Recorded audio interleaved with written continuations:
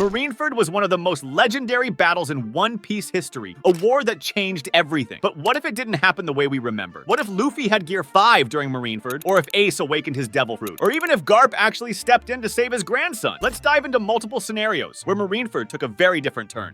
How different would the story play out if Luffy awakened Gear 5 at Marineford? How would the rest of the series change? And ultimately, would Ace survive in this timeline? Well, to start things off, everything would pretty much stay the same up to the Summit War, where Luffy escaped Impel Down and the others reached Marineford. Hancock already gives Luffy the key to Ace's handcuffs and dashes towards Ace. The other pirates started helping him as well, and all was going well until he landed right in front of the three admirals. At this point in time, the executioners were already about to end Ace's life. Crocodile still managed to take out the executioners before they killed Ace, buying Luffy a little more time. But here's the kicker, you see. In the original timeline, Luffy was instantly attacked by Kuzan during this time and was saved by Marco. But in this timeline, Marco's too far away. And after Kuzan injured Luffy with his ice spear, and then he instantly got hit by Kizaru's kick that was as fast as the speed of light. This instantly knocked Luffy out. A bunch of other lower-ranked Whitebeard pirates tried to stop the admirals as they closed in, but they were too weak and instantly thrown away. However, in the background, Luffy is undergoing his transformation. I asked before how Luffy is going to save Ace from his fate, right? Well, this is it. Everyone was hearing drum beats all of a sudden, and Luffy's body was releasing white smoke, and then it turned into streaks of black lightning from a sudden burst of Conqueror's Haki, which knocked out a large number of low-ranked Marines. The drums of liberation were beating faster, and Luffy started smiling. Yes, ladies and gentlemen, even though it's so early in the story, Luffy is achieving Gear 5 and awakens his Devil Fruit, turning the Gomu Gomu no Mi into the Hito Hito no Mi model Nika. Luffy's entire clothes and hair became white, and Whitebeard quickly realized that he transformed into the living embodiment of Joy Boy. You see, Whitebeard already knew that there was a prophecy and that one person was going to change the world. He specifically stated to Sengoku someday, a man will bear the weight of all these generations and he will challenge this world. Mid-war, Luffy may have convinced Whitebeard that he was that man, and that's why he ordered all of the commanders of the Whitebeard pirates to help Luffy. It might also have a connection with what Ivanko said to Luffy, that Whitebeard was testing him, and it might be because he had a feeling that if Luffy could pull this off, he might be the one who was in the prophecy that Roger shared with him. So when Whitebeard saw Luffy use Gear 5, he knew that everything Roger said was true, and that Luffy was the one who would rebel against this world. He ordered every single Whitebeard pirate to help Luffy, but also didn't get in his way because his abilities as of now are unknown. Whitebeard himself even joined in the attack. In terms of the others, everyone, including Sengoku and Garp, was shocked. The Marines started retreating as the ground turned into rubber, and when Kuzan tried attacking Luffy again with an ice sword, his weapon became rubber, and he was instantly blown away with one punch. Luffy instantly jumped up so high that when he landed, he was already near the execution platform, and that's when Garp met him. In the original timeline, Garp wouldn't let Luffy pass, but he might be too shocked to even make a move. Not that it matters, because no matter what he does, he can't possibly beat Gear 5 Luffy, who can literally turn anything into rubber. Luffy keeps moving, and that's when he meets Sengoku. Now, unlike Garp, Sengoku knows something related to the Void Sentry, and it might be the Will of the D. There were a couple of times where this was hinted. The first one was, of course, Whitebeard's final speech in the original timeline, and Sengoku was even surprised when Law asked him what the D meant. The biggest evidence when it comes to this is Sengoku's Viver card. In there, you can find that he knows the government's biggest secrets, including the annihilation of Ohara, the truth behind the D clan, and that people with D in their name have a set fate. So when he saw that Luffy resembled the sun god Nika, he knew something was up. I can't tell for sure if Sengoku would let Luffy reach Ace. I think he'd try a half-hearted attack, but it would ultimately be countered by Luffy. And just like Garp, Sengoku would stand on the sidelines. Galdino would give the wax key to Luffy, and then he'll instantly unlock Ace's handcuffs. At this point, I think the fighting would have completely stopped, and everyone's eyes would have been locked towards Luffy. Everyone would be too stunned at what just happened, seeing as Luffy not only walked past Garp, the hero of the Marines, but also Sengoku, the fleet admiral. The only person that I think would even dare to get in Luffy and Ace's way would be Sakazuki. He and a bunch of other vice admirals would probably try to attack Luffy and Ace. However, before he could, Whitebeard was already behind him, and he got slammed into the ground. He tries to attack Whitebeard, but he'll instantly be stomped by Luffy one way or another. From the podium, Sengoku would say that the war is over, which surprised most of the Marines that were present. But he did this because Luffy is still unstable and might destroy the entirety of Marineford if he wasn't careful, causing the deaths of so many unnecessary lives. The war would end before Shanks even got there, but there's no doubt in my mind that the news about Luffy's transformation would reach him, and we all know that he knows something regarding what Roger discovered at Laugh Tale, and it might have been that he most likely also knew the true nature of the Gomu Gomu no Mi, because why would he raid a world government ship for no reason to? too. As the war ended, the Whitebeard pirates retreated, and with them was Luffy, who was unconscious because he had recently just turned off Gear 5. It's probable that Luffy's going to be in critical condition because he had a lot of wounds, and his physical stats are not as good as the ones he had when he was in Wano. The Whitebeard pirates with Jinbei might take care of Luffy. This means that he won't go to Amazon Lily and most probably won't meet Silver's Rayleigh, who was instrumental in teaching him the fundamentals of haki. Since he was no longer with his teammates after they were separated in Sabaody Archipelago, communicating with them became even harder. In the original timeline, Luffy communicated with them using his tattoo when he, Rayleigh, and Jinbei circled Marineford as a custom for burials, where he was on the front page of a newspaper. This makes things even more confusing. They have no way to communicate that they'll be meeting in the Sabaody Archipelago after a set amount of time. But because he saved Ace, Whitebeard was indebted to him. Whitebeard offered to put Luffy under his protection and then train him, and after 2 years, he can do whatever he wants. Not only that, through Whitebeard's connections, Luffy is able to send a message through the newspapers with a hidden message for his crew that they'll meet in Sabaody Archipelago after 2 years. And so the time skip starts. Luffy trained with every single commander of the Whitebeard pirates, and on occasion, he would mostly spar with Ace. During the Summit War, Ace was already pretty strong enough to once be called a warlord of the sea, so right now, he'll become even stronger. And because Luffy is training with the legendary Whitebeard, Luffy has become increasingly efficient at using haki. However, it might not be as good as when Rayleigh taught him. Once his training is done, Luffy returns to Sabaody Archipelago. To make things more interesting, I'd say that by this point in time, Jinbei and Ace were accompanying him. I think Ace would ask Whitebeard to let him stay with his brother so that not only could he repay him, but also so that he could see Luffy's dream come true firsthand. Of course, in this timeline, Whitebeard would agree to this. And when the Straw Hats reunited, they already had one new member, Ace, one of the strongest pirates in the New World. This not only made the Straw Hats literally have more firepower, but now they have someone who can help them navigate the New World. And it just so happens that Ace has been to Wano. Before we go to that part though, there's one crew that has been negatively affected by everything that has happened so far. And I think you might have an idea of who it is. It's none other than Blackbeard. Because Luffy immediately got Gear 5, the Blackbeard pirates were unable to get the Gura Gura no Mi from Whitebeard because he didn't die. And most likely by this point, they might not have grown as strong as they are in the original timeline. Blackbeard wouldn't have taken the rest of Whitebeard's territory since the strongest man in the world was still alive. Going back to the Straw Hats, they were now engaged in a battle against the new Fishman pirates at Gyeoncord Plaza, and things would go even smoother than in the original timeline because of Ace's presence. Luffy would still show off his conqueror's haki and knock out 50,000 fishmen, and then immediately he'd fight Hody while the rest of the Straw Hats fight the rest. Hody easily loses against Luffy, and Jinbei might not even have to save Luffy's life when he donates his blood. As the Straw Hats depart from Fishman Island, this is where things get pretty interesting. You see, because of Ace's presence, there's a chance the Straw Hats won't ever get to Punk Hazard. Why? Well, since Luffy has been more popular and the world government is constantly hunting him, they might have to avoid highly volatile areas like that, especially since Gear 5 was there. This would mean that they won't fight against Caesar and probably won't even meet Momo and Kinemon. This changes the entirety of the story, because these characters, along with Law, who Luffy also meets in Punk Hazard, are essential in the fight for the liberation of Wano. So what happens next after this? Well, one thing I could think of is that they completely go towards Zoo because of the hailstorm. A lot of things would occur because of this sudden shortcut. Aside from not meeting Momo, Law, and Kinemon, Dressrosa would ultimately fall into Doflamingo's hands, and Law might also perish there. Momo would stay as one of Caesar's test children, and I don't actually even care what happens to Kinemon. If Law decides to stop Caesar, then Momo and Kinemon could escape, but that's a highly unlikely scenario since Caesar is basically untouchable by the Marines due to his immunity under Doflamingo. However, since Law is crazy enough to sacrifice everything just to get his revenge for Corazon, he might just put a stop to all of Caesar's research, freeing Momo in the process, where Momo would then reunite with Kinemon one way or another. I'd like to think that's the exact scenario that happens, and Law loses his life in the process. What's even worse is that we won't see the birth of the Straw Hat Grand Fleet because Luffy was never involved in the Kurita Coliseum event to get the Flame Fruit, since Ace is still alive. He wouldn't have met Barto and the others, which is just a bummer, to be honest. Both Ace and Luffy also wouldn't know that Sabo was still alive and was a part of the Revolutionary Army for the same reason. Kinemon and Momo might first meet the Straw Hats in Zoo along with Kanjuro. By that time, Luffy would also get the news that Law was killed by Doflamingo. He might try to go back to Dressrosa, but it would be too late, and after a talk with Ace, Luffy would decide to keep going. Now, this is where things get tricky because by this point in time, Sanji would have disappeared and only left a letter, triggering the Straw Hats to go to Whole Cake Island. What I think would happen here is that Sanji would still try to leave, but he would be stopped by the other Straw Hats, saying that they'll solve this problem together. I could see Zoro and Sanji fighting for a bit until Ace or Luffy stop them. Moving on to the story in Zoo, almost everything is the same with them meeting the Minks, but everyone is mostly safe because we skipped an entire arc, meaning Jack hasn't attacked Zoo yet. That's why, while the Straw Hats were traveling around Zoo, that's when Jack attacked. But instead of completely destroying Zoo and oppressing its citizens, he was faced by the Straw Straw Hats. This would be their first encounter against the Beast Pirates, and Ace would immediately notify Luffy that they were fighting one of Kaido's top dogs. The battle was intense, with Luffy and Ace fighting Jack, while the Straw Hats and the fighters within Zoo fought off Jack. It was a hard battle, but since Ace and Luffy were there, and Luffy had Gear 5 at his disposal, someone like Jack wasn't enough to beat them, so the Beast Pirates retreated. This is the part where the Straw Hats meet the rest of the samurai, and also discover that Kaido and Big Mom had one road poneglyph. Ace, Luffy, and Momo also experienced hearing the voice of all things for the first time through their communication with Zunisha. As their time in Zoo ended, the alliance split up just like in the original timeline. But the people who would accompany Luffy would change. You see, in the original timeline, the ones who would help Luffy retrieve Sanji were Nami, Chopper, and Brook. But since Sanji is still here and Ace is here too, they'd have to mix it up a bit. Ace, Sanji, Brook, and Chopper, along with Pedro, would help Luffy while the rest joined the others. This is not a massive change, but with Ace just being by Luffy's side, the entire flow of the whole Cake Island arc will be affected. Oh, Carrot's there with them too. On another note, the attack on the Revolutionary Army's HQ on Baltigo won't occur because the Blackbeard pirates were not strong enough to do it. And if they did, they would just get completely wiped out. The Straw Hats arrive at Tadoland, and that's when they meet Sanji's siblings Yanji and Reiju. In the original timeline, the encounter was mostly non-violent, but since Sanji was here with them, things got heated. When Reiju and Yanji saw Sanji, insults were thrown by Reiju, and this did not sit well with Luffy. Luffy instantly punched Yanji, and because he punched a prince of the Germa Empire, trouble was about to arrive at the Straw Hats' doorsteps. Seeing this, Sanji stopped the two parties from fighting each other. He told Reiju and Yanji that he'd willingly come with them if they didn't hurt his friends. Of course, Luffy was totally against this, but when he tried to stop Sanji kicked him in the face, which also angered Ace. Pedro was the one who told everyone to keep calm, and using this moment, Sanji jumped toward the Germa ship and went away with his siblings. This would be the trigger that forces the Straw Hats to go deeper into Big Mom's territory, where they eventually meet Charlotte Pudding. Pudding reveals to them the reason why Sanji has been acting that way. He was asked to marry her. That's when, just like what happened in the main series, the team split up again. Pedro and Brook tried to find Big Mom's road poneglyph, while Luffy and the rest continued to find Sanji. They encounter Randolph and Broly, and they find Pound in the commotion. That's when Cracker appeared. But things won't be as desperate as before. You see, Cracker's main ability is that he can have the Bisu Bisu no Mi, which allows him to create and manipulate biscuits. But those biscuits are particularly weak against low-Gia type Devil Fruit users like Ace, because if you remember, Kuzan easily defeated him when he was ambushed by the Blackbeard pirates. Now, what happens is that instead of Luffy, Ace is the one who fights Cracker, and the same thing happens. No matter how many biscuit puppets Cracker throws at him, Ace just instantly burns all of them. And by the end, the battle didn't even last more than an hour. While Ace was fighting Cracker, Nami and Luffy met Sanji. And like in the main timeline, Sanji kicked Luffy and Luffy didn't fight back. An army of Big Mom pirates comes at them, and Luffy is defeated by Charlotte Counter and Cadenza. However, because Ace made it back in time, he was able to distract the remaining Big Mom pirates and managed to retreat with both Luffy and Nami. Ace tried to convince Luffy to leave Sanji and that Sanji had already betrayed his crew, but Luffy was having none of it and immediately rampaged through Big Mom's castle, where he saw Reiju, who told him the truth. After some time, Luffy met Sanji, and after Sanji told him that he couldn't come back, Luffy punched him and Sanji broke down. The Straw Hats meet with Jinbei and the Fire Tank Pirates, and the attack against Big Mom begins. The assassination fails because of Big Mom's screams, and as the alliance retreats, the battle against Katakuri begins. However, Luffy has Gear 5. Instead of completely running away, the alliance separated Big Mom and Katakuri, the Big Mom pirates' two strongest fighters. Ace dealt with Katakuri while Luffy fought Big Mom, and it looked like it became a war instead of an assassination. Luffy instantly activated Gear 5 and used this to fight Big Mom on even ground. The battle lasted for hours,